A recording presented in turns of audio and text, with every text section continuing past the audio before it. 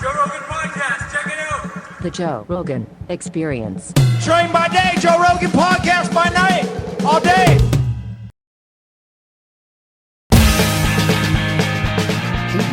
How are you? Hey, good to Look be at here. You in Texas. I know, I feel good. I got tested. I feel great. Yes, you're clean. You're clean of cooties. I've got to be honest, I'm shocked. I thought I've been super spreading for weeks. I just felt like that in my body. Like, I must be hurting people. Well, there's a wave going through New York right now. Oh, yeah. A lot of comics got it. Everybody's got, I don't want to say names. I don't know what's out, but holy shit. I don't know what's out either. And it got all the funny ones, too. It wasn't like the hacks didn't die. You know, it's just like real comics. You know, they get Patrice, they get Mitch Hedberg, they get Geraldo. Same with Corona. Well, you know, those are the ones that are hanging out. Yeah, good point. Funny people hang out with funny people. Yeah, that is like when a comic stops hanging out with comics, never turns out well. Yeah. When they kind of alienate themselves Ooh, from good other point. comics, you've noticed, right? Good point. They get weird. And we don't care about scandals or anything. If you're funny, we'll still hang out with you. Yeah, we don't care at all. No one cares at all. Like Louis was back like that. Right. You know, if I see Brian Callen, I give him a hug. There you go. It's when you're in that weird little group, you got to I think comics want to think that they're independent in some sort of way, that they don't need other comics, and you could survive without other comics. But those are like army issue MREs. Yeah. Like you can kind of get by eating them. Right. You can live, but you're not. Are you really living? Ah, that's you know? good. Like, Yeah. you can survive on like dehydrated food. Right. You can live, but Because- you're gonna enjoy it. Well, the pandemic's a bitch because you can't do stand-up. But when you get that moment when you're hanging out with the other guys again, you're like, oh, this is what I've been missing. I've been going crazy. I felt like a weirdo in my apartment. Well, I've been doing these shows in town with Chappelle, and I did one of them with him like 3 weeks ago. Well, I did one with Tony Hinchcliffe at the Vulcan Gas Company like 4 weeks ago. And Ron White was the funniest ever. Because before, he's like, oh, I'm basically retired. I'm just going to fucking retire, take all my tequila money and just fucking chill out. I'm going to sell my plane. Yeah. So talking all this shit. And then he gets off stage. He did one set that he hadn't done stand-up in 8 months. Wow. The moment he gets off stage, he grabs me by my shoulders. He goes, we're fucking doing this, okay? We're back. He goes, I don't give a fuck what we have to do. This must continue. Like, he was like at 10. He was at a 10. It's in you. It's like when you quit drinking, then you're like, fuck it, tonight we're drinking. It's the same feeling. You just start chugging again. You're like, you rip your shirt off. You look like Kreischer. Have you ever quit drinking? I tried for like a week. I like it, and I feel like I'm good at it now. I'm in my late 30s. I've drank since I was 13. I got it down. I mean, I'm from New Orleans. You know, you get after it out there. Yeah, it's a different world up there. It's part of the culture. But yeah, no, you're right. The comedy, you need it once you get back into it, because I think we're inherently lazy. Most comics, we want to put our feet up. Well, not you. You're doing 17 jujitsus and making coffee and stuff. But like. I feel like we're inherently lazy, but you get us back in that limelight, and it all percolates. Yeah, in terms of like wanting to do it. Yeah. Well, the juice is worth the squeeze. The juice is worth the squeeze. Like if you can get back into like stand-up shape, the juice of killing in front of a crowd is so worth the effort it's going to take to get your act back in order and right. Right. And prepare. Like I had to prepare. Like really prepare. Like when you get a good rhythm going, like you don't even really have to look at your notes before a show, right? Yeah, definitely. If you've been doing like 4 nights in a row, like you're ready to go. You might just to be a pro, probably go over it real quick. Yeah. But man, when you haven't done stand up in 6 months, it's a different feeling. Like you're going over all the line. I found shit before Wednesday night's show. I totally forgot. Yeah. I'm like, oh, that makes that better. Oh yeah, I forgot this whole thing. Right. And you ever have that thing where you listen? Because I was so nervous going back that I would listen to old sets. I was like, I was pretty good. This is not bad. This is Yeah, good stuff because you were so in the zone. Yeah. You were cooking. I watched my 2016 Netflix special the other day. And I was laughing. There you go. I forgot all sorts of it. Yeah. I literally don't even remember those bits because I purposely try to just move on. Sure. And abandon them. Which is so funny because you put hours and hours and so much. Like I'd be in the shower thinking about my act. Like, that could be better. That needs a better tag. That's not hitting like I want. And then you move on to a new hour and that's just all gone. Gone forever. Crazy. Yeah, gone. And real quick, too. For me, it's like a couple months afterwards. I can't remember how they go anymore. I'm the same way. Yeah. But you get on stage and that rhythm kind of comes back. You're like, oh, I'm in the rhythm again. Yeah. And then you're off and running. Well, it's weird. I felt the rhythm the first night I came back, but then I didn't feel it that good the second night. The second night, I was a little nervous at first, and I had to get into it. Yeah. And both shows went well, but my feeling was different.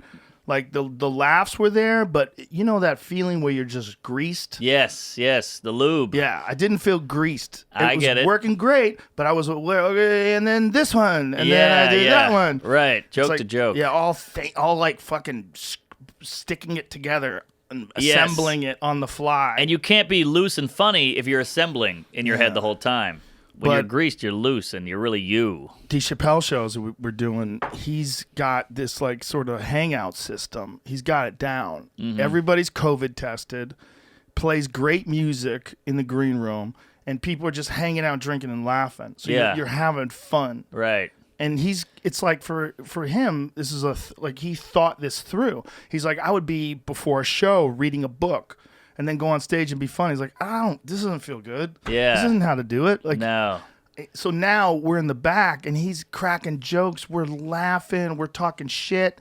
We're having fun, having a couple of drinks, and then boom, he goes on stage, loose as a goose, already having fun. Yeah. It's really wise. It's a wise way to approach it. It is what, because you need that social lube. Like, you ever fly to Arkansas, you get off the plane, you get into a car, you go right on stage, and you're like, you guys are the first people I've spoken to in 17 hours. Exactly. And you got to, like, kick in. Yeah. It's good to be loose and social and fun with people. Yeah, that's why, for me, I used to always bring opening acts on the road because, there you go. for two reasons. One, you want to hang with a guy, want a buddy to come with you on the road. But two, you know the person's going to be funny. Yeah. Because the worst is when you have to sit there through 20 minutes of someone's terrible act and you're like, oh no.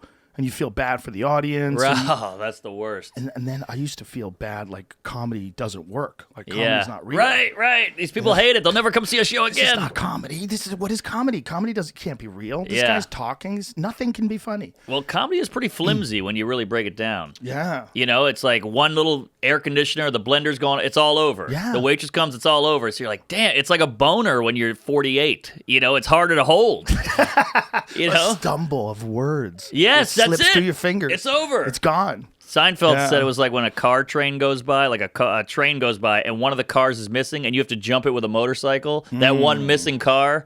But if you do too late, you'll hit the train. And it's such a good analogy. Yeah, it's a slippery little rascal, hard to hold on to. It is weird though, going back to dropping your whole act. Because speaking of Seinfeld and 80s guys, they did their act for 700 years, you know. But like, we just drop it and we work so hard on it. Is that a little sociopathic? It almost feels like those people who take in dogs and then they fall in love with them. Then they're like, okay, I fostered a dog. Now it's good to go with a family. No. Because it's recorded. It's gone. That's true. It's done. It's That's out there true. forever. I guess it is recorded. I just watched it. Yeah, you got a point. It's not gone forever. No, it's not gone. But it has to be gone for you to concentrate on what you're doing now because we only have a certain amount of room for material in our head. Mm-hmm. You know? Yeah, that's true. Like when you got an hour and you know how that feeling of the beginning and the middle and you're moving stuff around trying to find out what's the best way to end it. Mm-hmm. When you have it down, like it requires all of your attention. Definitely. You can't really be fucking around with some other subjects and other old shit and other things that you're thinking about bringing back or something. Like you don't have time for that. Right. Yeah, but don't you have friends I have friends from high school who were like this, and I've never talked to them since. I don't even think about them. They don't think about me. They have families. And I feel like that's kind of like my act. Do you get that? Like, do you have people from your past that you don't talk to? Yes, but I do have people from my past that I do talk to. Oh, okay. I have a few friends that I'm pretty regularly discuss life with. Yeah. That I've been friends with since I was in my early 20s. And you still get along. Oh, yeah. My friend Tommy Jr., shout out to Tommy Jr. in Connecticut. We've been buddies since I was 24, I think. Wow, that's pretty good. Crazy. And you Something just like that. pick right up. Oh, yeah. Well, I would see him every time I would go to New York. We'd play pool together. He'd come to the UFC. He's come to comedy shows. He's come to visit me in California. It was very convenient when I was traveling every year to the UFC, or every year to New York City, rather. Yeah. Because the UFC was doing a gig in New York City every year. And then before that, at least once a year, I'd come there to do stand-up anywhere. I'd do Gotham or Carolines or what have you. Yeah, I yeah. always see them. That's nice. I kind of wish I had that with like a wife. That's why I'm so scared of marriage because you change so much from just high school to now or college to now, and then you get married, and then you change again maybe when you're 62, and then you're stuck with this plus size lady, and you don't know what the hell to do and how to get out, and then you can't meet anybody new because you're 62. That's the problem with the contract of marriage, right? That's the problem, is that it is a legal contract. It If feels it goes great, and very antiquated. it is in a lot of ways. It's very good for ensuring that there's a bond that's not just your word. Yeah. It's legal. So if you do try to leave, the woman at least has some sort of financial recourse. In some case, the men. Every now and then, one That's of true. us, we put one on the board. Right. Tom Arnold is our all-star, right? Right. In terms of men that LeBron. have made money from divorces, he's the GOAT. Yeah, I think it's Right? like when a black cop shoots a white guy. I'm sure it's the same shit with the black community. Or like when OJ won. I lived in a black neighborhood, and I could hear the yelling, and people were going Cheering. nuts. Yeah. Every now and then a guy wins. Who else do we know of that has made money off a high-profile divorce where the woman had all the money? There's a new one that just came out with a actress that just divorced a guy, and he was a nobody, and he's cleaning up, but I can't think of who it is. Yeah, give that a goog, J-Mo. I don't know how you would look that up, but Yeah, how do you look that up? guy killing it with hot actress wife. Yeah, I don't know, but guy. There it is? No, well, oh, he's Kevin one of them. Federline, Yeah. yes. Oh, you there know what you the thing go. is, though? Kevin got fat. Like, he decided, fuck it, I'm going to get fat. He was hot. He was a hunk. Handsome. He was a Hunk boxer, of- I think. Hunk of burning love. He had a six-pack and looked great. yeah, hot wigger. What is that what he look like now? I don't know. I didn't Now know he he's got very big. I Oh, think there he is, the bottom right. Yeah, he's a Yeah, chubster. he got very big. That's not so bad, though. Not too bad. Got a little gut there. But, That's he had Kreischer a heart on a good attack day. scare. Oh, Jesus. That's Kreischer never. Oh, my God. He was that big? Look at the He got- clothing. Bro, he got big. That's but pretty also, he's taking care of the kids under a lot of stress. True.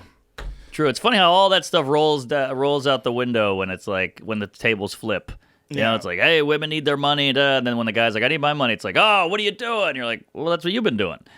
It's like, how come when it flips, now you're mad? I'm a cunt. You see what I'm saying? But do see what you're I don't saying. want to. We don't have to get into it. This is great coffee. Do you think that,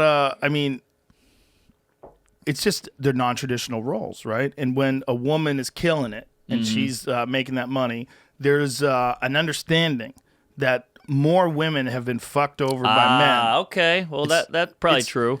It is. Yeah. It has to be. The because beatings it seems natural. Right. Like right. when you think about it, like the woman gets the money, like, yep, yeah. seems natural. But if you Yes. think about the man gets the money, like you're like, what? Why does he want the money? It doesn't feel right. Right. It feels wrong. Which is so cool about comedy because those things are imprinted in people. So Yes. when you make a joke the wrong way, you make a fat guy joke, ha ha. Make a fat lady joke, no, no. Right. And the audience will Exactly. tell you that. And so all the PC, all the tweets, all the bullshit, you can tell me this shit all day, but I got a focus group right here. Dude, I saved a body positivity meme that someone tried to get out there for men with guts. Oh, yeah. It was like a fat men. Your body's beautiful. Right. Like get the fuck out of here. They were trying it, but you know this is not gonna work. It's not gonna This work. is not gonna work. Yeah. It only works on females. It's true. It's true. Big is beautiful. It's never about Chris Christie. It's about Lena Dunham or whoever the fuck. Exactly. Well, there's, the feeling that they're getting from this is a supportive feeling from other females. Men Right. will never support you for being a fat fuck. Never. Never. They're never like, yeah, bro, who cares, man? Right. You look awesome with your fat gut. Like, never. Which is actually healthier. I mean, it's a little meaner out of the gate, but at least we're being honest. We're keeping it real. Yeah, or we're not letting them get away with something. Yeah, there you go. I mean, that's what I'm saying. Your friends, if they love you, they're not going to let you get away with that. They're like, bro, you are fat as fuck. Yeah. And you're like, no, really? Like, look at Exactly. you. Yeah. And that's a friendly thing. Yes. Like if I had a fat son and Corona was hitting, I would be like, hey, man, like, I don't care what you look like. You can do your thing and eat all the chocolate you want, but I'm worried you'll get hit with the COVID more because you're fat. And you will. And you will. Statistically. And then people are like, hey, you can't talk to him like that. That's I'm like, I'm worried about my son. Fuck you. He could die. If it's a woman, you'd be body shaming. Mm-hmm. But when they try to say it's body shaming on a man, it doesn't really stick. Right, it doesn't. It doesn't stick. Yeah. What's going on here? Kelly Clarkson's ex. That was the one. Brandon Blackstock seeking 6-figure monthly payments. Pow! Wow. 6 figures. How long were they married? He wants $5.2 million a year. Damn. A year. A year. He also requested Clarkson cover $2 million in attorney's fees. Oh my God. Wow. Oh my God. That's insane. This guy's killing it. That's insane. Blackstock. But here's the thing. The difference, there's a great difference. 7-year marriage, that's great. But is he taking care of the children? Aha. Do they have children together? That is the question. 135 of the 436 was for child support. He needs child support money from her. On top of the 301 and spousal She's probably on the road a lot, she's a singer. Was he like the manager or some shit? Was it one of those deals?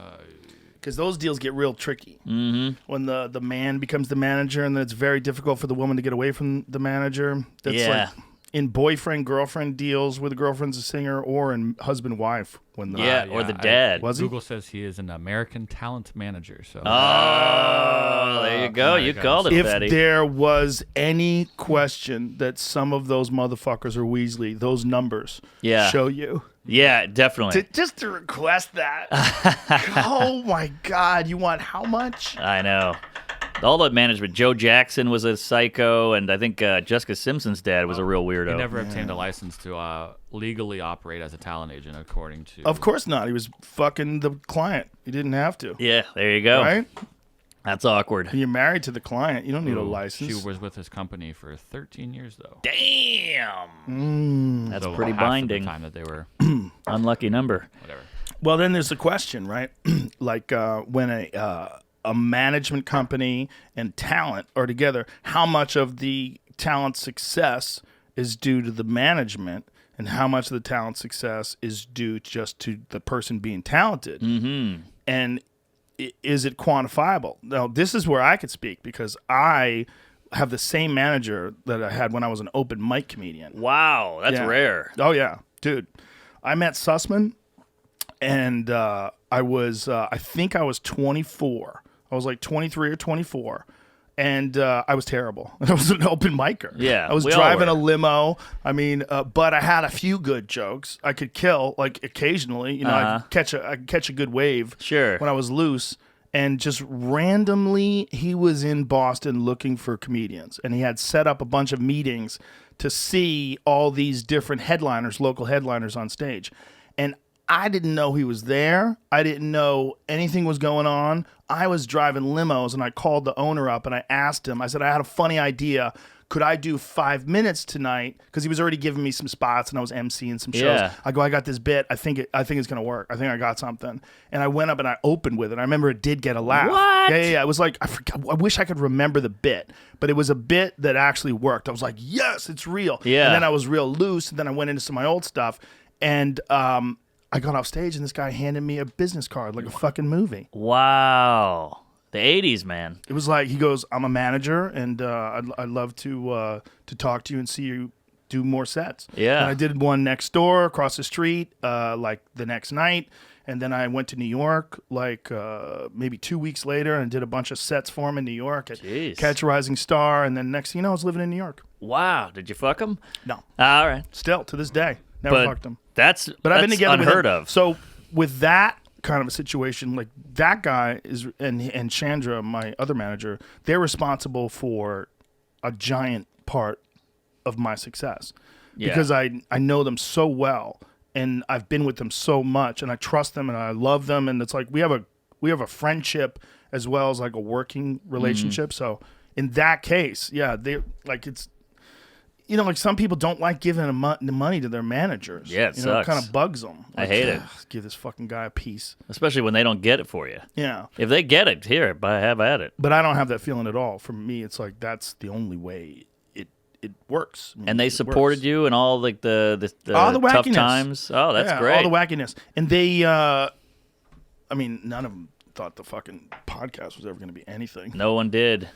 Podcasting 10 years ago was a joke. My manager go, what are you, crazy? There's no money in that. Go do Fallon. I'm like, that's $1,100 and nobody watches it. I'd rather do this and build something. Well, if you have money already, like from other stuff and other sources, you recognize that there's a fun and a freedom to internet shit. Yeah. Where you could just kind of like, but no one was watching. Right. So when we were doing it, like if you go watch the early ones, there's very little thought process to like how entertaining it is. Well, you got to start somewhere. Yeah. We're just fucking around. Yeah. You know, like for our own fun. Right. And some of it's going to be enjoyable and some of it's not. And, you know. But it's funny because the guys you had on then, I re-listened to some really old ones. I was like on a road trip and I was like, oh, let's throw this on Rogan number 18 or whatever. And it's guys who are kind of big now but weren't then.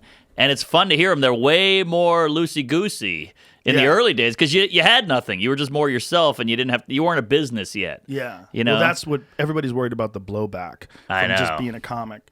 They're worried about, you know, the negative response from saying the wrong thing, or joking about the wrong thing. Yep. I just joke about all the wrong things just because I want to have too many things to find. If we don't keep joking about the wrong things, then the idea of joking about the wrong things will go away.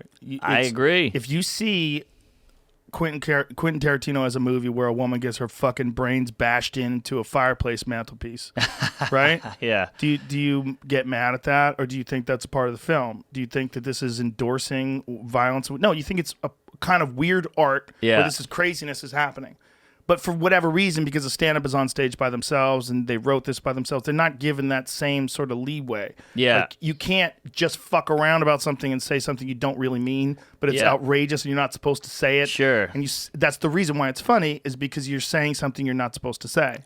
I agree, because also there's layers to a movie. With a comic, you can just yell at you. I can just yell at Mark Norman. You know, he said this. I have a clip of him. Look at this piece of shit saying this about, you know, special needs Downsy kids or whatever. Right. But then with the Tarantino, it's a director, it's a filmmaker, there's actors involved, and he was a writer. So there's so many different. Even tackles. rap music. Yeah. Rap music, there's a lot of rap music that's talking about violence and shooting people and robbing people, and we sing along. Yeah. We sing along to like the worst day of someone's life. It's a great beat. Goes a long way. I mean, think about "Give Me the Loot, Give Me the Loot." That's we sing along to that song. Yeah. I don't listen to Asian music. It's not. That's Biggie. Oh, okay. But also they're saying crazy shit about women, and women are singing the door, waving the 4-4. All you heard was "Papa, don't hit me no more." That's a song. That's cultural appropriation. That's a song about beating someone up when you're holding a gun to them. Yeah, there's a lot of that. And everybody's like, "Yeah." Oh yeah, I love it. I love it. I love that. I love it too. I'm nutting your eye while we're in the sky. There's all kinds of stuff that like women are like singing it at the club, and you're like, you know what he's saying, right? Right. But yeah, there's weird rules today. But the art form of saying outrageous shit that you don't really mean is my favorite thing to watch. So if you tell me that we can't do that anymore, I gotta, you're gonna be upset and you're not gonna like it. You don't have to go. But if you're telling me that, like Louis C.K. is a great example of that. Like people kind of weren't paying attention or conveniently forgot. So when he got in trouble, yeah, that's and true. then he came back to do stand-up. He was doing stand-up the way he always did stand-up. Of course. It's the same thing. Say horrible shit that you don't really mean. You're not supposed to say it, but it's very funny to say it. It was brilliant back then. And that's what he does. That's what he's always done. He had a joke about 9/11 and jerking off between the two towers falling, and they got an applause break. Yeah. And then he talks about Parkland. Everybody's like, he's a monster. I'm like, he's the same fucking bald ginger douche. Exactly. But yeah, I had a gig, but here's the thing about the censoring and all that. It makes a lot of people feel good joking about this horrible shit. So everybody's like, you're hurting people. I'm like, yeah, but other people are enjoying it too. So like, it's like hot sauce. If it hurts your tongue, just don't eat it. And it's the same with horrific jokes. I did a show in PA a couple days ago or a couple nights ago, and I did a couple wheelchair jokes about people in wheelchairs, making fun of them. And I get off stage and I'm selling merch, and this lady rolls up in a wheelchair. And I was like, oh, shit. I didn't see her the whole show. And I was like, oh, fuck, this is going to be bad. Oh, man. And she was like, I loved it. I love the wheelchair stuff. Thank you. Everybody treats me like an idiot. And I was like, oh, thank God. And, then I pushed her down some stairs. But yeah, it's just some people enjoy it. So she's like, don't treat me like an idiot. I mean, remember the special needs kid in gym class? You made fun of everybody but him. Yeah. That's the ultimate insult. Yeah. And it feels weird to do that with people. I'm not going to talk about black people because that's a... Be careful. Yeah, so you're just excluding them? I mean, they exist. Be careful. Yeah. I'm just saying. No, I know what you're saying. But that's one of those things. It's like making fun of things was always part of the way people coped with stuff. Yeah. And making fun of things you're not supposed to say was always like, I can't fucking believe this guy. Right, Ah! right. It was fun. It was fun to see. I mean, that was Dice Clay's entire career. That was Sure. a big part of Sam Kinnison's career. And Carlin. Piss, fuck, motherfucker, and tits. That was his big hit for a while. Yeah, that was his Hot Pockets. There's so many versions of that with so many different great comics that we all love and went to see. Now, if you told those people they can't say things that are offensive to really sensitive people, we're all fucked. Right. Now we all miss out on some of the best bits ever. I know. I had an argument with a guy who was telling me that comedy punches up always. That good comedy punches up. Oh, that's silly. I talked to him about the Sam Kinison bit about starving kids in Africa. Great bit. Which is one of the all-time greatest bits. Sure. And it's the most punchy, downy bit of all time. Yeah. He's making fun of babies that are starving. Yes. Like, what could possibly be more punch down than that? Right. And different things are up to different people. Yeah. Punching up. Like, Colin Quinn has the best line. He's like, it's not punching up, it's not punching down. It's all play fighting. Yeah. So you got to stop putting these levels and hierarchies on people on victimhood. It's about play fighting. I'm batting you. That's it. Here's what happened. Everyone who got on social media, everyone has the ability to comment on things. And some of the people commenting on things are not good at comedy. Yes. A lot of them. Most of them. There's a lot of them that are comics that are commenting on it. Yeah. And they're not good at comedy. They're comics, but they're passable. They Sure. don't do well. They don't have thriving careers. And their act is... Right. Sometimes it's okay. I'm not being totally objective. Yeah. Maybe they could have put a little more work in. Maybe they could have figured it out better. Maybe they could have... Whatever's wrong, it just... Sometimes... It doesn't work out for people. Yeah. Those are the loudest voices against very successful, outrageous guys like Louis or like Joey Diaz or like many of the other ones that people get mad at for bits. It's just new, though, the comics attacking comics. That's not good. That's not good. And when I started, that wasn't even a thought. No. You'd be like, wait, what are you doing? You know why I said that horrible thing? I'm trying to get a laugh here. But it's never guys like Chris Rock or Dave Chappelle or it's never Bill Burr attacking comics. No. I'm with you. It's comics that are like, right. And some of them I even like, which is a real problem. Yeah. Like I like them as a human being. I see them. I want to hug them. They're nice. They're like, but all of us inside are filled with turmoil and insecurity. We're flawed. We're human. And weirdness. All of us, all humans. Listen, and I think comics more so than any of us. Right. That's what led people to take the abuse of bombing on stage and keep going. But some people, they just harbor this resentment for all the bad feelings that the art form has provided with them. And they somehow or another, those bad feelings of not getting the success they felt they deserved or not achieving the heights or the accolades that they thought they needed, they should have gotten, they'll fucking internalize the negativity of the art form. And that's what they want to concentrate on all the time. Right. Instead of what a great thing to be able to do for I a know. living. We're so lucky. It's such a beautiful thing. And why would you ruin it by getting mad at a guy who said retard? This is your life? And also, 4 million sperm didn't make it. You made it. And this is how you're going to spend it? On Twitter?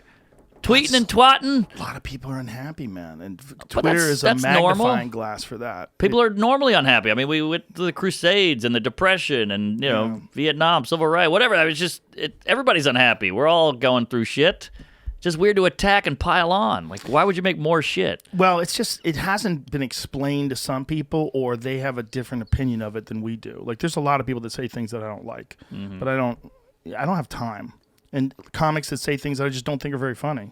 I Sure. don't have time. I'm not, and I have no inclination whatsoever. I have no desire to go shit on their act. I just don't. No, that's crazy. It's crazy. They're trying. At Yeah. least they're trying. Bro, it's a weird thing, and sometimes it takes people forever to figure out how to do it right. Well, some people just, if you don't have it, you don't have it. That's true too. That no one wants to mention. That's another part about comedy that's tough. Is no one ever goes, you know what? You suck. Yeah, I know you're mad at everybody. I know you hate the business. You hate funny, successful people, but you're just not good. You know, they go, hey, it's because I'm this. It's because I'm that. But also, have you heard any laughs? Isn't that weird when a comic gets off stage and it was a complete bomb? They're like, all right, what are we doing after? I'm like, you don't hate yourself right now? I would be in the bathroom shitting my brains out, crying. I never got that. Like, you should be upset. You should be at least thinking about it. One time I did a gig, and I was the middle act. Host killed, I bombed, headliner annihilated, and I was shitting. It was at the Denver Comedy Works. This is years ago. I was shitting, and I was in the stall, and I heard two guys washing their hands. And one of them goes, how about that host, huh? And he goes, oh, man, so funny. And he goes, how about the headliner? And he was like, oh, unbelievable. And he goes, what'd you think of the middle guy? And I was like, oh, my pants are down, the most vulnerable position. And I went, I thought he was pretty good. And they went, he sucked. And then they left. And I was like, oh, I did suck. Crushed me. I'll never forget that. But if you don't experience that bad feeling, you're not going to work hard enough to keep going. Yeah, If you just take that and you say that audience was filled with assholes. Yep, there's a lot of that. Yeah, they didn't respect me. They don't get me. They want to hear dumb comedy. They want to hear stupid jokes. They're alt-right.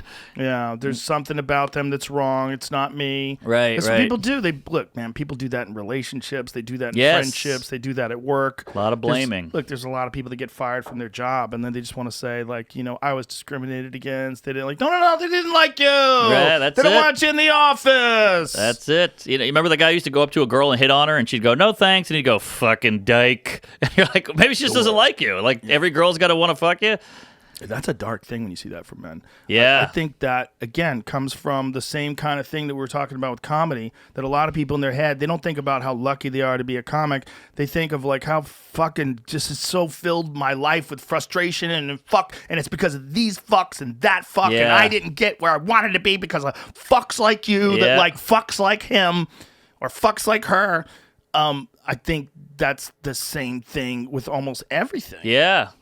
I agree. This weird way of re-looking at things to align it with yourself and make yourself look good. It just feels better. It's just easier on your psyche, It's the same with religion. It just feels better knowing there's some guy in the sky and then heaven's this great after party where everybody's hanging out and happy. It's easier. Yeah.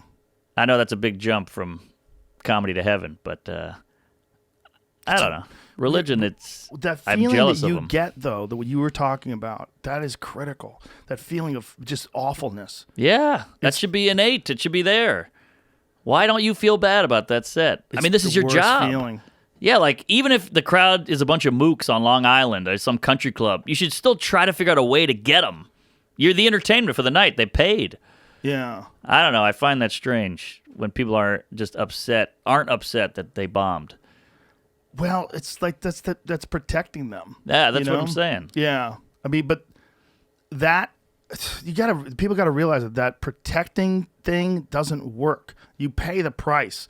You just pay the price in mediocrity. If you don't hate things that you do that suck, then you don't feel that sting of bombing. Yeah. And if you don't feel that sting of bombing, you don't recognize the urgency. You're at the precipice of falling into an abyss of sucking. Yeah. You better pull yourself out and write some better shit and approach the set differently. But if you're one of those guys that can pretend and it was good, I thought it was good. You're fucked. You're fucked. Internalize it. The energy has to go somewhere. Right. If you just pretend and put that wall up, then you're not going to get the good out of it because you're not going to have the juice. Right. You're not going to have that horrible feel. You're going to sleep like a baby tonight. Exactly. Meanwhile, I'll fuck up one word and I'll take a piss at 3 a.m. going, fuck! Exactly. Fuck! I do that all the time. Bro.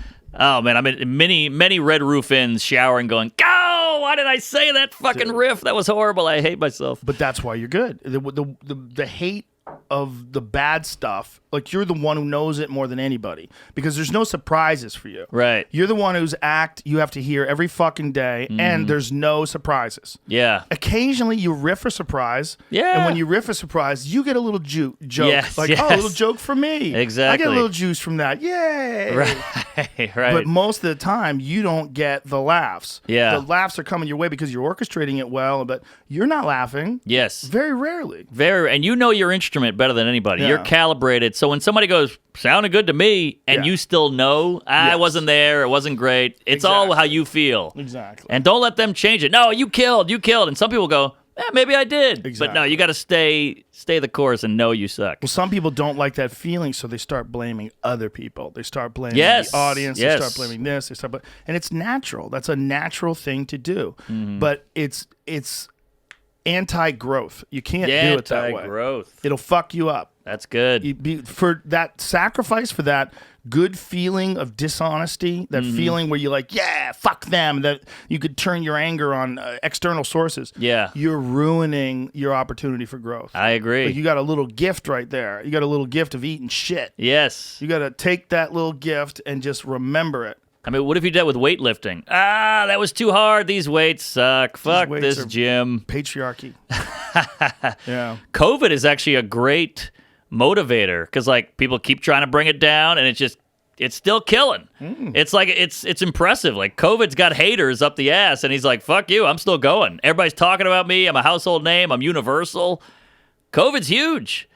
That's a great way to look at I look at COVID, I'm like, I gotta be more like COVID. Hated everywhere. Well, and not murdering hate it, but I'm people? just saying like What are that you saying? kind of dry. I'm not pro COVID. Hang on here, folks. Working out material. I'm just saying, like, it's impressive how COVID just keeps going. It's like a lot of us could be a little more like COVID, right? Still going. Everybody's trying to take him down. He won't fall. The vaccine's going to come along. You taking it? Put a hole in the sails. It depends on how many people get the Bell's palsy. Right now, Oh, only 4 out of like 20,000 people that took it in England. Right? Is it 20,000 people? 4 is amazing. I mean, that's better than aspirin. Unless it's you. Aha. And then you can't do stand-up for a long time. I don't think I'm going to win the lottery, and I'm applying that same logic to the Bells. Do you know who got that for a little bit? Dom Herrera had it for a little bit. Then it went away. It went away. Yeah, it goes away. You Oh, I get didn't it, know that. and then it can go away. Yeah. Wow. But when you're a comic, for like months, you can't do stand-up because half Sure. your face doesn't work. Yikes. Yeah. And they don't know why. They don't know what's... Really? Yeah. That's the scariest when doctors are like, we don't know. Yeah. My buddy's kid got it from Lyme disease. Yeah, he got Lyme disease, and all of a sudden he had Bell's palsy. It was a young kid, too. I believe at the time he was 7. Is that from a tick? Yep. Oh, jeez. That's terrifying. What about Sly Stallone? Does he have bells? Or is he just like that? When he was born, the doctor fucked his face up. What? With like a forceps, like grabbed his face. No Yeah. way. Yeah. I never knew that. Yeah, it's a well-known story. Yeah. Damn. Yeah. Well, good for him. Hey, yo. Ayo. Hey, yo. Yeah, yeah, that's not Bell's palsy. But back to the bombing feeling, let me just say this. please. I have that in regular life, too. Like, you know when a guy's at the gym with his music playing loudly? I'm like, who could do that? Right. I'm so concerned about everybody's feelings and how I perceived and everybody hating me that I'm like, I could never do that. And I'm almost like jealous of the guy. And I feel the same. It's like the same with comedy where I walk off, I'm like, oh, that was bad. If I was the loud music at the gym guy, I would walk around going, ooh, that was dumb. What was I thinking? I was so inconsiderate and selfish. Dude, I hate everything I do. I hate when I do ads. Jamie will tell you. I do Oh, my yeah? ads, and halfway into the ads, I'm like, fucking cunt. God, I suck at this. Yeah. I just start yelling at myself. Yeah. That's a good way to be, though. I mean, Jay the only Leno way. said it best. Self-esteem is underrated. Or low Overrated. self-esteem. Yeah. Low self-esteem is wait. Low self-esteem is underrated. Thank you. Yeah. There's something to it. And I don't think it's that. It's just a ruthless examination without any charity. It's not low self-esteem. I don't have low self-esteem, but I ruthlessly examine everything I do with no charity. Right. I don't give myself any breaks. Yeah. Because, not- I mean, It's not healthy if you can't. it's not healthy. But I can handle it. But on paper, you should be the biggest cum-guzzling douche on the planet. I mean, like, just your track record and everything, you know? Like, you do the UFC, you got the biggest pod, you're a huge stand-up, you got a ton of money, you got every car you want, you know all these celebs, you got J-Mo here. I mean, you're killing it. And so on paper, you could just sit back and go, I'm great.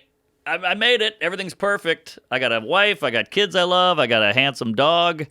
On paper, you're knocking it out of the park, but you're still hating yourself with the ad reads. You have to. Yeah, fucking ad reads. Ad reads. Yelling Yeah. at myself for fucking up a stamps.com ad read. Yeah, it's inevitable. That's a good way to be, though. I don't think there's any other way to be because that's how I always was. So if I always was that and if I changed upon success, that means that somehow or another I've perfected anything. I've never perfected anything. I haven't perfected any of the things that I like to do.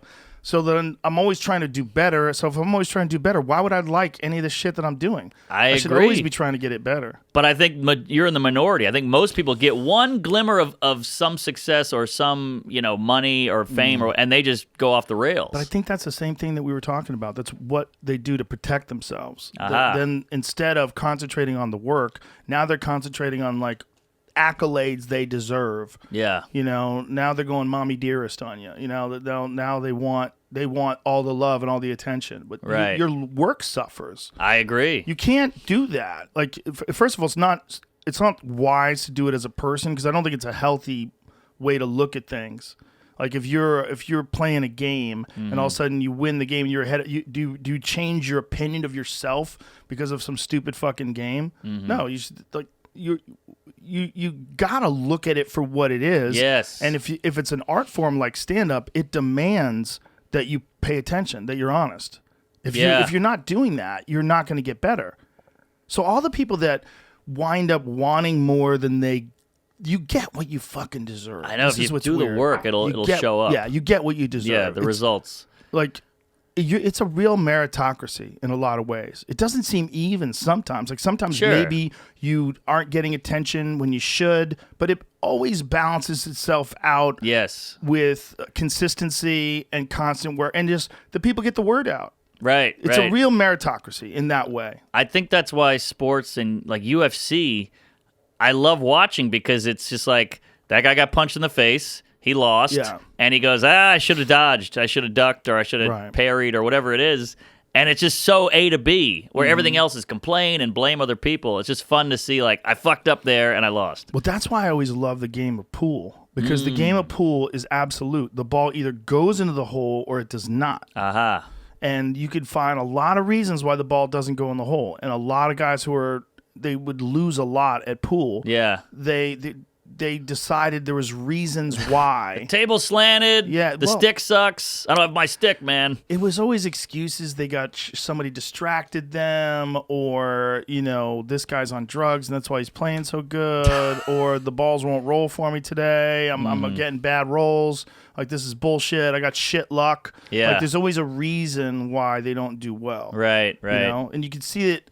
It's like it's a denial of the reality of your circumstance. Like you're just not as good at this game as this other person who just beat you. Yeah. And they could probably beat you 100 out of 100 times. Like they're better than you. Yeah. And the way to get better is to concentrate and play. But some people don't want to do that. They just want to complain. But the thing about the pool is it didn't give a fuck who hit the ball. Yes, There's no charisma yes. involved, no personality. It's just like it's just physics. This ball click hits that ball, and this ball rolls into the side pocket, and you win. Exactly. Or it bobbles and it hangs there, and you missed. Right. That's life. Exactly, which is the same with stand-up. I mean, even if you're the biggest celebrity, the most loved guy, after a couple minutes, they're like, we love you, we're going to give you a big ovation, but that shit ain't funny. Yeah, we need material. I need we something. need real shit. Yeah. Yeah. They need real things. You would watch guys come to the store that were like big TV stars, and they would go on stage, Kramer, and they would go on stage, and He's got great material. immediately the audience would love that they're there. Yeah. And then they would realize after a while, like, you can't just take 10 years off or whatever you've done and just jump on stage with no act and hope your charisma is going to get you through it when you're following Bill Burr and Right. Ali Wong and whoever the fuck Sure. else is up there murdering it. Like you have to have an act, man. Yeah. Doesn't matter how famous you are. I agree. Seinfeld, as famous as he is, as beloved as he is, he's got 30 seconds. Yep. He walks in that club, ladies and gentlemen, please welcome Jerry Seinfeld. Holy shit, we're gonna get to see Jerry Seinfeld. This is amazing. This is great. Wow, what a great surprise guest. Yeah, and then it wears off, and then he's got to do the work. he's got to kill it. Yeah, Yeah. It's like when a hot girl tells a story. You know, everybody's like, "Oh, look at this lady talking. Wow, she's a looker." And then you're like, "This story fucking sucks." This story sucks. But she's probably been pampered her whole life and told her, everybody says, "You're great, you're hot." Yeah. You know. That's the saddest thing in the world. A really hot girl with boring stories. Oh man, I think that's L.A. People have been lying to you forever. Well, that's the thing, right? That's why when you run into a hot girl who's really smart and is a great conversationalist, You're like, in wow. Canada at that point because they don't have that here. I mean, come on. You know, you meet a smoking hot lady and she's like, I have an engineering degree and I invented this conveyor belt and I got a patent. You're like, what? Yeah, oh, I I'm work in in a Montreal. children's hospital. I'm Yeah. a surgeon. You're like, what are you saying? Right. Not here. Yeah, that's hilarious. Yeah, It's true. Well, not maybe here, not L.A. Yeah, that's the whole thing about it. The Instagram ladies, you know, the hot ass models and all that. I'm like, what are you going to do when you're 50? 51? Yeah. Be the hot, older Instagram model. I guess. But isn't that also weird? Like, feminists must hate them because it's all like, don't objectify and all that. I'm like, well, that's what she's putting out there. So what do I do here? Here's the problem with feminism. Oh, boy. This is a problem. Okay. That's a woman, too. Mm-hmm. That's her choice. That's her choice to do it. No man is looking at bodybuilders and saying, like, a guy who's like got big muscles and lifts weights online. No man is looking at him saying, what you're doing is bad for masculinity. Right. What you're doing is bad for men. We don't give a shit. Yeah, we don't care. I'm trying to get my stuff going. If you have like CrossFit exercises on your Instagram page and you're doing cleans and presses, and men don't look at that and going, oh, you're getting attention for that. You know how bad That's that is true. for masculinity. Right. You know how bad that is for the opinion that women have of us. They already look at us like we're meathead idiots. Right. And this is what you're going to fill your page with? Squats? Really? Yeah. Really? Do better. Right. I hate to do better. But Right. yeah, that's true. The future is female. Well, tell that to Ellen Page. What goes back to that? It's Elliot, you dead Sorry. naming piece of shit. Sorry. Oh, I is wrong forgot with that was you? a thing. There's a name for everything now. Yeah. That's a fun time. Yeah. It's a fun time to be offended. But that's one thing. I think when you focus on your group too much, you're already fucked. Like, I'm an Italian guy, and I think this, and we got to stick to, and I'm a woman, and I'm a black guy, and I'm a gay guy. It's like, just do your shit and kill it, and then everything will fall into place. Don't worry about what group you're in. I know. Obviously, some people have to make groups to protect themselves. Well, you get a free like stack of coins. Mm-hmm. It's identity politics. In identity politics, you get a free stack of coins if you go in with an identity. Oh, I see what you're Like saying. if you walk in the conversation as a woman from India. Yes. Like you get a stack of coins Right. away. You get a little stack, and you identify as a woman from India. Now these other women from India are like, oh, she's one of us. Yeah. She's on the team. You know, Right. If you just want to go in there as a human being, Yeah, just be Jugdish. You get- Why do you need the group? you get no stack. You don't start off. You want to stat? Oh, You don't that's start off interesting. with a stack of coins. You got to earn all your coins. Right. Right? So identity politics, in a lot of ways, is people, they want, first of all, there's people that want equality and they don't want to be marginalized. They want people to treat them well. So they go into it saying, like, look, I am also gay people. I'm also a person who's gay, and I just think we're just people, and Yeah. I represent gay people because I want you to know that we're just people. So that's one way of doing it. But some people don't do that. They go into it as someone who's already oppressed, and I want my stack of coins. Right. I want my stack of coins because I'm in this group. And first of all, you need to check your privilege before you talk to me, okay? Because you're not in this group, and I'm in this group, and I got a stack of coins. Right? And so, like, if you're a white man, and I'm not like, oh my God, you're defending white men. Right, No, I'm right. defending human beings. Yeah. If you're a white male today, like, you come into the game with the lowest stack of coins. But we used to have a but- high stack. But you still have a lot of advantages. That's and what I was everybody saying. knows you still have a lot of advantages, but the people who don't have the advantages that you have, they want to let you know and show you their stack of coins. Right. But my thing is, show me some results or some worth. The problem, if you get a free ride, if you get a free stack of coins, Yeah. because of whatever you come to the game with, whatever identity, whether it's a nationality or a gender or a sexual preference, if you really have that and you use that, it's the same thing as someone who's not really paying attention to their act. It's like you don't. Yes. You're relying on this crutch. Yeah, work on you, not Yeah. not the identity. But it's like you are who you are, whether you like it or not. Exactly. But if that's all you're concentrating on is who you are, Like, we've got a problem. And then it comes full circle when it all doesn't work out because they never worked hard. And Yeah. then they go, oh, it's because I'm that thing. Yeah. And so there we go. It all self-fulfills. And if you can't find people, that's one of the beautiful things about the comedy community is they don't give a fuck what you are. If you're funny, you're in. I never thought about it before when I was a kid, loving comedy. And now I think about it all the time. And how is that progress? You know what I'm saying? I used to be like, Paula Poundstone's hilarious, or Ellen is funny, or Richard Pryor is funny. I wasn't like, I love this black guy, Right. you know? And now I think, hey, I'm laughing at this black guy. How cool am I? I'm progressive. But I'm like, isn't that worse? Isn't it better just see him as a guy? I think it's like an intermediate step to people realizing how stupid it is and then eventually going to the best version of just a person. Mm-hmm. The best version of it. So we get through all the pitfalls of identity politics, all the pitfalls of people like wanting their stack of coins and being real aggressive about whatever they are, even though what their art form is fucking mediocre and Sure. nonsense, because they're not really about that. They're about getting as many coins as they can for who they are. Yeah. Right? We get through that, realize that doesn't work, and then on the other end of it, you get, wouldn't it be better if everybody's just cool to everybody? It'd be And then nice. That'd be it. And then eventually more people realize that than realize it now. Yes. Now people don't want to get called out. So Right. they're very scared of being called out and shamed for Yeah. the lack of respect for identity politics. Right. It's funny. You go to every green room in America, and it's you and a bunch of douchebag comics going, we don't think any of this, right? And they go, oh, God, no. I'm just terrified to say what I really think online. You're like, all right, I'm not crazy. But the worst is when you see comics like just virtue signaling, just It's very strange. calling out to the mob and asking, like, look at what I'm saying. I think like the most progressive person alive. Yeah. Even though I got a bunch of cunt jokes that I'm sitting on. yeah, exactly. Ready to break out with. I know. I wonder if that will come back, like, 10 years. Kevin Hart said gay or whatever, and he gets in trouble. I wonder if in 10 years it's going to flip the other way. Like, hey, 10 years ago, he said hashtag men suck.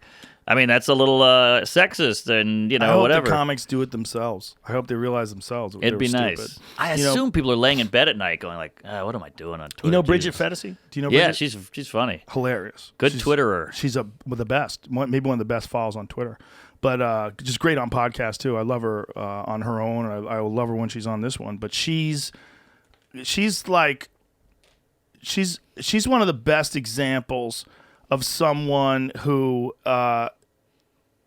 she writes about things exactly the way she sees them, and she goes hard in the paint. Right. Like nobody reads her tweets and goes, "Oh, she's pretty funny for a chick. Or she's pretty No, insightful that for never a chick." crossed my mind. No, only just you look at it, it's just only funny. Yeah. as a guy, That's all we want. as a girl, We don't as give a whatever, shit as a who it human. is. Yeah.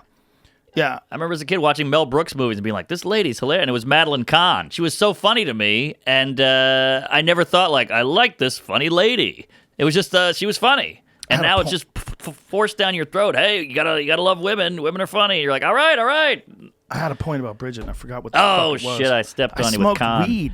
I Khan. smoked weed before this show. God damn it. I Weed heard is that. great, and it's terrible at the same time. It'll cloud your mind. It will open doors of your mind, but then the breeze goes through and knocks you other go. doors shut. And you're like, what happened?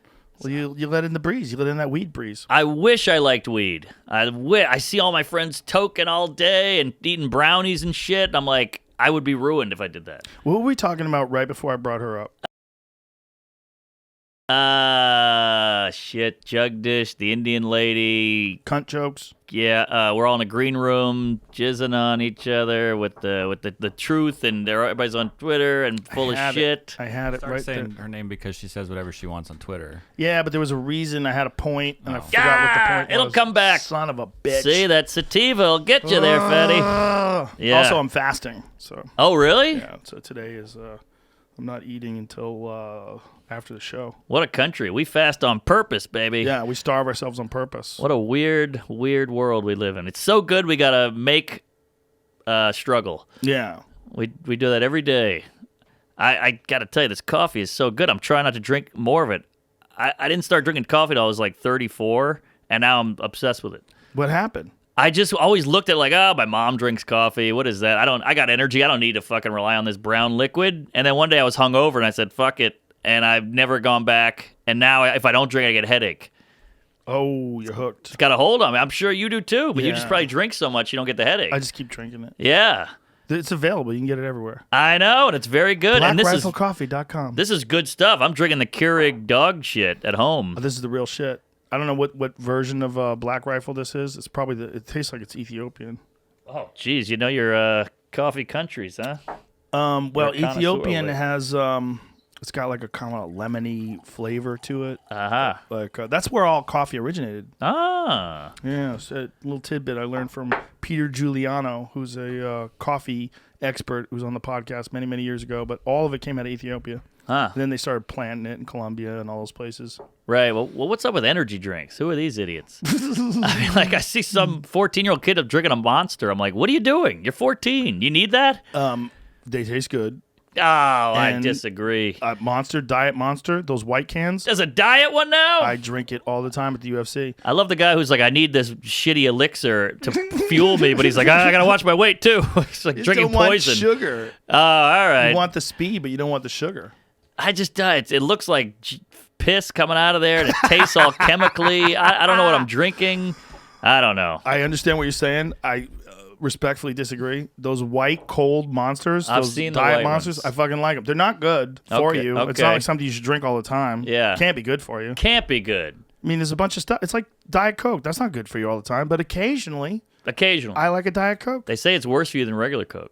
Yeah, I've heard it actually does something to fuck with your mind. Your mind thinks you're taking in sugar. And then, Oh. yeah, and then there's weird chemicals that really probably shouldn't have been passed. Right. And they were made legal anyway. Like, well, you need a lot to kill you. And like, sell it. Yeah. They think it killed Tammy Faye Baker. What? TFB? That bitch. Sorry, that lady. That I say that too much. Like people don't know. They don't know I'm joking around. Like I know. that bitch is crazy. Yeah. Like, no, I don't mean that. It's like it's an expression. Yeah. Tammy Faye Baker Who apparently was she, the drank makeup? A lot of yeah.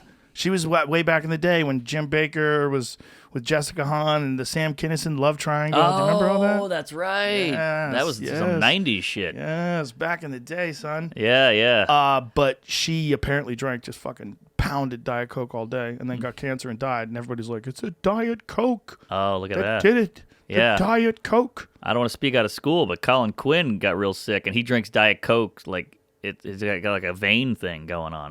What do you call that? SUV? What is that thing?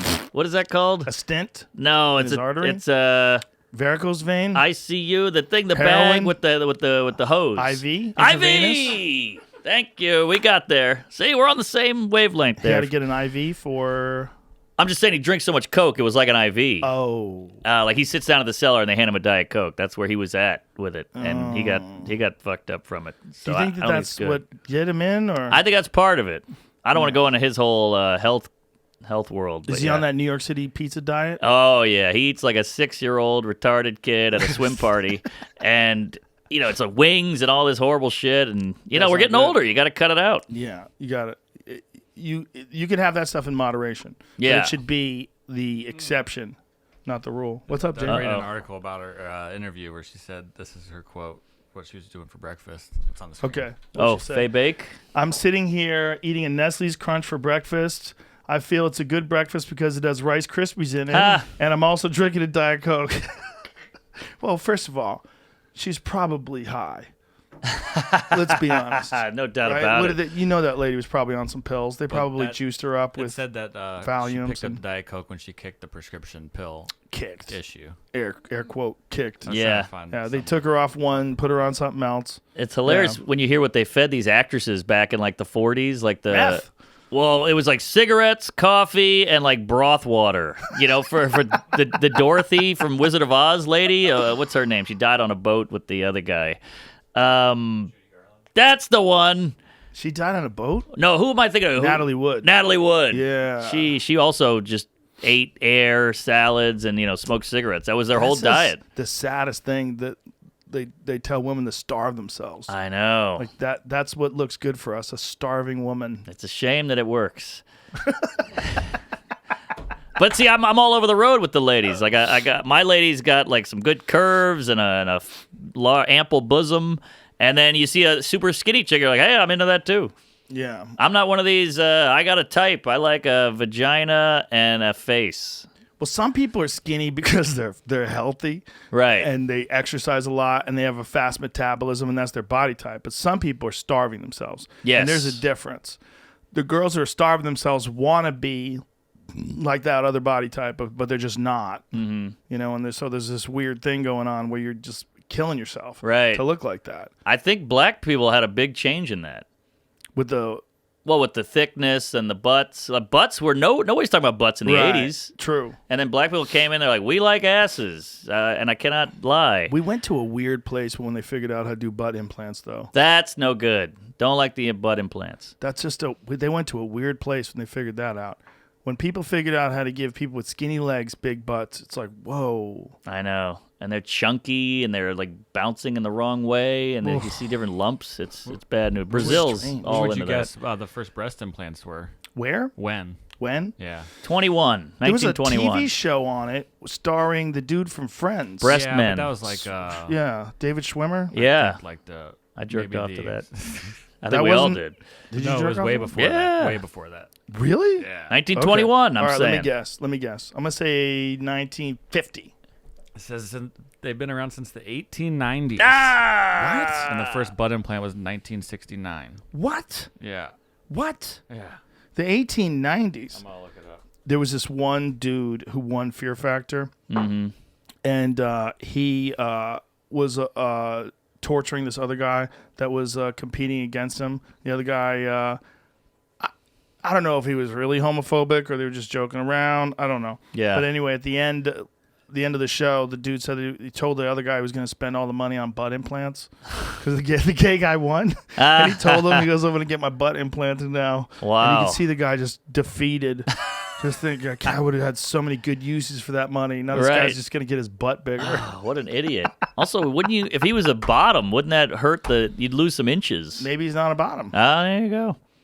Maybe he's just likes to have a lot of pushing for the cushion. Not all gay guys fucking the ass. They actually get upset about that If you bring it up. that rumor or that myth. Oh, yeah? Yeah, my friend's gay. He's like, we don't all fucking this. Enough with the ass fucking jokes. We don't all do that. I was like, oh, all right. I didn't know. Yeah. A guy and his husband or boyfriend in Connecticut once came up to me after a show and made a point of telling me that. Oh, there you go. Yeah. You see? I'm like, okay, but that's not. I'm not looking for facts. Right. Trying to be right. funny up here. And some people Yeah. do it. Yeah. So you call us breeders. A lot of people don't have kids. That's true. Uh-huh. Good point. But breeders doesn't have any sting to it. No, it's hilarious. Yeah. What are you out there breeding? Yeah. Like, it doesn't work. It's like a wisp. Yeah. It's like a mist. It's like honky. Yeah. Right Nothing. over. Nothing. Although, So that that movie was the introduction of the silicone sacks. If you will. that was a game changer. Before that they were using. This says it goes back even further, but the 1890s they were using paraffin wax, is what it's called. Wow. And then up until even the 1950s, they were using a sponge. To increase So in the breast size. 1890s, when they're using paraffin wax, they probably had no anesthesia. Did they have anesthesia then? Like, when did they invent anesthesia? It just says they were injecting it directly into the breast to make them bigger. Oh, They used Jesus whiskey and shit, and he bit down on a Christ. belt. Jesus Christ. Ladies, imagine how much you love dick. You're like, there's got to be a way to get more dick. Yeah. I have an idea. Yeah. Wait, see that wax? The candle wax? What would happen if you... This even says there was a small time period when women were trying to make their breasts look smaller, and I don't know when that was. That's what's interesting about fashion. It all Small comes time and period. goes. Maybe that was like during like the Rubenesque And days. then, Right. Well, then it says Marilyn Monroe and Jane Russell, never heard of her, were the ones that paved the way to make them look bigger again. So that would have been. What? Huge Yeah. cans on How did people Maryland. forget? I don't They forget know. they like big tits. They didn't have a lot of pictures, That doesn't I make guess. any sense. People were so busy starving to death, like, oh, just get back to the mines. Right, exactly. You Gotta like go to the big mill. tits? What good is a big tit gonna do me? I need coal. I need to get more coal out of this fucking mine. Can you imagine how pent up dudes must have been in the 40s or 30s? I mean, first of all, you can look at a pinup and they're all creaming themselves. But, like, we all look at porn so much. It's so accessible. There's women walking around with nothing on now. Like, back then, you couldn't look at porn. You just had to imagine shit. Yeah. That's crazy. And masturbation was greatly discouraged. That's right. You were taught that you were gonna be, you're a bad person. You're gonna go Yeah. blind. Ari told me that when he was in whatever that he went to some like serious religious Hebrew school in Israel where it was like studying the Torah 10 hours a day, the whole yuck. deal. He told me that they taught him that when you're masturbating, you're making a demon in hell. Wow. Like in another dimension. Like you're having sex with a demon Yeah. and creating some evil entity in another world. I'm like, what? Yeah, who's Like, the yeah. weirdo here? I'm Yeah. just jerking off. You're making up jerk off tales. They want you working because you're trying. Back when they wrote that rule, people were starving to death. People needed to go gather food. Right. People needed to fight off the enemy. There was marching soldiers coming over the Yes. hill. You could see them coming. Oh, yeah. So they're like, stop jerking off. You're making demons in another dimension. Like, oh no, you're the reason why our town is burning because Right. you were jerking off. Like, oh, Yeah. People believed that back then. Totally. And you know how boxers don't jerk off to like get tougher or whatever? So imagine how tough and how much testosterone you had because you weren't jerking it. Mike Tyson never did that, Oh, really? He jerked. and he was the most ferocious of all time. Good point. He's like, I don't want that kind of distraction. Yeah, I'm with him. It was distract him. He wanted to relax. I'm the so he same. would relax by having sex. Yeah, but it says it builds your testosterone if you don't explode. I think he had enough. Yeah. I'm just gonna go out on a limb. I think he was true. okay in that department. He was knocking out old ladies in the 80s. I mean, imagine seeing that guy, in Brooklyn in 84. Oh my God, no shirt on, walking down the street with a tiger. Yeah, a couple pigeons on his shoulder. Yeah, terrifying. I've told this story before, but I'll tell it to you. He's the reason why this table's this wide. Oh, you were just nervous? This table was gonna be. I was gonna make it more narrow. I even had a smaller table that we were working with as a guide. Yeah. And then we were still doing the shows back in L.A. when we're setting up this studio. I did an interview with Tyson, and he was so amped up for this Roy Jones fight that I got nervous. Being in the room, and I'm like, I like that extra 6 inches That's of hilarious. space between us because he was so ramped up. Oh, man. When he left, Jamie goes, "That's a totally different person." Yeah. Because he went from being Mike Tyson, pot grower, Right. not working out at all, to getting ready to go to combat again, getting ready to fucking throw hands. Yeah. No, He was so amped up. And we've all watched the video where he calls that photographer out, and he's like, I'll eat your ass, fuck you you till you bitch. I'll love make me." you love me. Yeah. I watched Yeah. that. I'm like, ah. He said, "I'll fuck you until you love me." Wow. Where does that come from? That's an inner demon. That's letting a dude know he's going to be fucking him for a long time. Yeah. But it's a weird jump because he's not actually going to fuck the guy. He's going to beat the shit out of He him. might. He might. If he decides to, that's his call. That's what it is. Yeah, that's what it is. When he's Domination. yelling that at you, he's letting you know, if I decide to, Yeah. you're not. I'll fuck you until you love me. That is like one of the deepest, darkest things a person's ever said to somebody. That haunts me at night. Terrifying. But Plus, back then, I mean, he was in his prime. Oh, I mean, yeah. That was post prison. I think that was the Lennox Lewis fight. I believe that was the press conference for the Lennox Lewis fight. So that wasn't exactly prime, but we didn't know that yet. He was kind of still in the area of, like, he had already lost to Buster Douglas. Right. He might have already lost to Evander Holyfield. I think he did. it's I don't know. just amazing that there's people on this planet who are like, oh, I'll fight that guy. They're looking at video footage of this fucking killer, and they're like, yeah, I'll take him.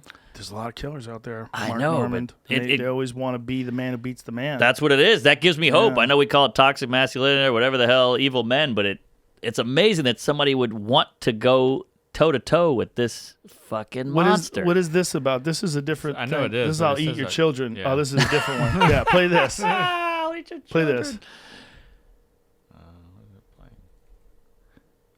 You got JMO. Jamie. The COVID has really hurt you, I think. It's a You've been mess. slacking since. Yeah. I don't know.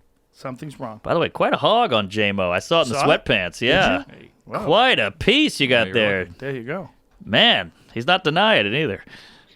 He's smiling. He's all red now. Look. Oh, make him my embarrassed. God. You look like the Talking walls. about it. Let's get it. No, get it out there. Get it out. Tell Imagine the if fans. they come up with a hog implant. Oh, That's like it's legitimate, like good to go. Everyone universally accepted the way fake boobs are accepted. Yeah, Because fake boobs are basically, normal. no one says, listen, you got a great personality, but this is bullshit. Girls in Gotta high go. school are doing that shit.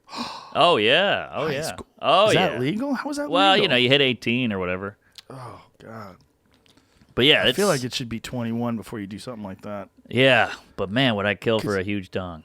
How big would you want? Well, though? there's rumors about your dun. cock and balls there, but I used to have a bit about big dick pills. yeah. If there was big dick pills, it would take about 30 seconds for the first guy dive into overdose. 'Cause no one's going to take just one. If a pill makes your dick bigger, we'd be thinking, like, how many do I take before I get a stroke? Give me one less Right. of that, and let's fucking do this. I'm like, it would change the shape of vaginas because there would be no regular dicks anymore. Within Here we Okay, go. you got it? Here we go. Digging the big dicks. With Mike Tyson, who's standing by with Jim Gray. Jim?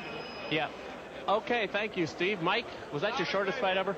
I bear witness there's only one God, and Muhammad's blessings and peace be upon him is his Oh, boy. prophet. I dedicate this fight to my brother, Darabam, who died. I'll be there to see you. I love you with all my heart. All praise be to my children. I love you. Oh God, man, what? Is this your shortest fight ever? In any time, amateur, professional, ever? Jim Gray hanging in there. Yeah. I don't know, man. Yeah, Lennox Lewis. Lennox, I'm coming for you. Mike, is it frustrating to train like you did and then have this in 7 or 8 train seconds? for this fight. I only trained probably 2 weeks or 3 weeks for this fight. I had to bury my best friend, and I dedicated this fight. I wasn't going to fight. I dedicated this fight to him. I was going to rip his heart out. I'm the best ever. I'm the most brutal and vicious and most ruthless champion there's ever been. There's no one can stop me. Lennox is a conqueror. No, I'm Alexander. He's no Alexander. I'm the best ever. There's never been anybody as ruthless. I'm Sonny Liston. I'm Jack Dempsey. There's no one like me. I'm from Nairclaw. There's no one that can match me. My style is impetuous. My defense is impregnable. And I'm just ferocious. I want your heart. I want to eat his children. Praise be to Allah. Whoa. That's the craziest post-fight speech of all time. Yeah. There is no second place. No, he's got great writers. I mean, Holy come shit. on. And even the ways my style is impetuous, my defense is impregnable. Yeah. And it was just, bam, I'm Sonny Liston. I'm Jack Dempsey. I'm from their cloth. Woo! He got to there from the easiest question. It was a yes or no question. Is this the shortest fight? All he had to say was, yep or nah. And he just went all the way to left field. That was Yeah. amazing. Yeah, that was heavy. That was heavy. I mean, could you be in his entourage? Because he seems like a guy who could just flip on a dime and you just like, hey, you want the Funyuns? I'll fucking kill you. You're like, oh, shit, I'm sorry. We've don't been best know. friends for 30 years. Yeah, I don't know if he would be like that.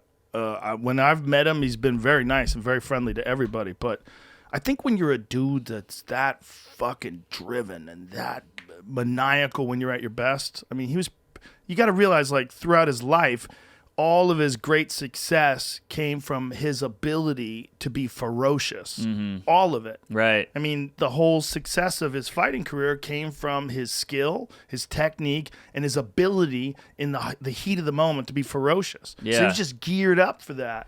You I know, know, there but it is, right? This is the other one, the brawl. fuck it till you love me. Yeah. Oh, God. That guy must have been trembling.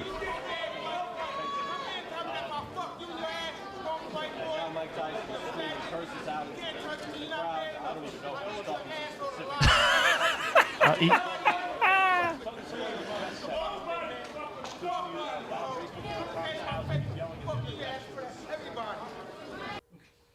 heavy. I mean, how do you go back to the green room with that guy? You go. You're right, Mike. Yeah. Good point. Well You're said. right. Well said. I think you did everything perfect. Let's get out of here. If Let's I go was eat. that Let's go punk ass white boy, I would have been running out the fire exit. That guy still to this day, probably if he's still alive, probably wakes up in the middle of the night. Jesus! Yeah. Like he's thinking of Mike Tyson over his bed, Oh, I love you. I love you. punching him in the face. Holy shit. But again, like in the context of a regular life, that is outrageous behavior that you would Yeah. never expect from anybody. But in the context of a life where you're rewarded for being the most ferocious and you're ruthlessly successful at doing that, like that is normal. This Yeah. is like you look at his fights, the stoppage of Trevor Berbick to win the title. You look at his destruction of Tyrell Biggs and Marvis Frazier, and you go through his career, and of course he's got that in him. That's I know, how he but- can turn it on. But that feels like more. There's more there. That's I think. why he's one of the greatest I agree. to ever lace up the gloves. But it seems like there was some real trauma, like something we don't know about. 100%. Yeah. He talked about that trauma, but that trauma is also what motivated him Right. to be so great. Right. See, the thing about a guy like him is like you can't get there any other way. He was not. It wasn't that it was just skillful and just competitive and just unbelievably technically proficient in the art of smashing people with your fists. Yeah. He also had an extra gear Yeah, oh that yeah. other people didn't have. He Mm-hmm. was, and he was even hypnotized when he was a young boy. Really? Yeah, Customato, he was telling me the whole story of it on the podcast, that Customato took him when he was a young boy. You got to realize he's like 13 years old. He gets adopted by one of the greatest minds in the history of boxing. Right. Customato he was a hypnotist. He really understood psychology, like deeply, and he was one of the great boxing trainers. He trained Floyd Patterson, Jose Torres, like world champions. He's in the game forever. Yeah. And he was always looking for that one great fighter, and he found it in this 13-year-old kid, and he knew right away because this 13-year-old kid was 190 pounds. 13. Yeah. 190. Jacked at 13. That's great. That's more than and me. just had incredible natural ability and drive Yeah. and was getting praised for doing something finally, whereas all of his life he's getting Right. shit on and dismissed and locked in jail and all this different stuff. Now all of a sudden he's getting praised for it, and then he's getting hypnotized. He's getting hypnotized by this guy who's telling him, you don't exist. Only the task exists. Don't fill your mind with thoughts of yourself and good or bad, or I'm a bad person, I'm a good person. You don't exist. You are the task, and you move forward and you attack. Yeah. Jesus. When he was saying that you don't exist, like think of that, just the task exists. So he's got him so focused on going out there and attacking that person. Well, the other person has all these doubts and fears and this and that, and all this shit in their mind, but he's trained to think like a locomotion, just a train, Yeah. just coming at you. You're not going to stop him. He's just going to figure out, he's not filled with self-doubt. He's filled with confidence. He's filled with knowing at the end of him smash you in the face, you're going to be lying on your back, and he's going to get that amazing good feeling that he gets every time he does this. Right. So every time he smashes people, he gets this incredible feeling. So he's dedicated, just like we were talking about lazy comics, that lazy comics can become like actually disciplined when they want to get their act together to do stand-up. A fighter is so motivated by that great feeling of winning. that you just become, the more you feel it, the more you want it, and the more disciplined you get, and the more you drive towards it. And that was him. I know. Plus, then you had that guy with all that hypnotic shit, and then fame, and then money. I mean, that's a bad gumbo. It's a bad gumbo. And look what happened. Well, he's okay now. All right. He came out on the other side, an interesting person. He really did. That's true. A Like, lot of people don't come out of it. Particularly before the fight. Like before he had signed on to the fight. Like the first time I met him and talked to him. I'd met him before at the UFC, but the first time I talked to him on the podcast, he was a interesting guy. He's like a very thoughtful person. He thinks a lot about things. But then he's got that switch. And he turned that switch on before the Roy Jones fight. Uh-huh. You can tell. Which I think he won. Yeah, if it was a decision. Yeah. For sure. But there was no decisions, I was trying to see if anybody knew who Mike was yelling at in the crowd there. Oh. And so I Googled, and look who was in the crowd doing a special report. Oh, from shit.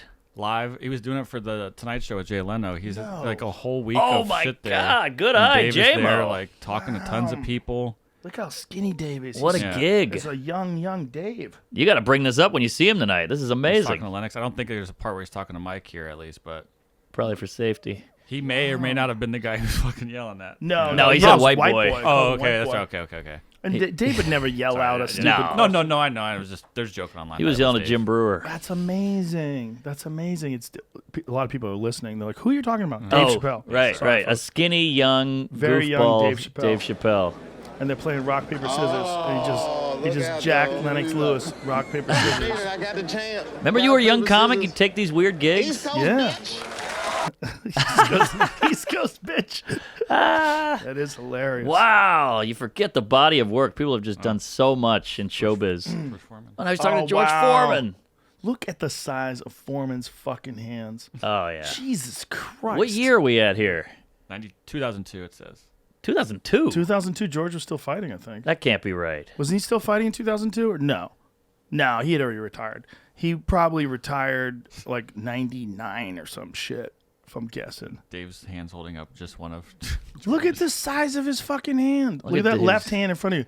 George is known for having like these gigantic canned hams for fists. Oh yeah. Remember, you ever seen the documentary?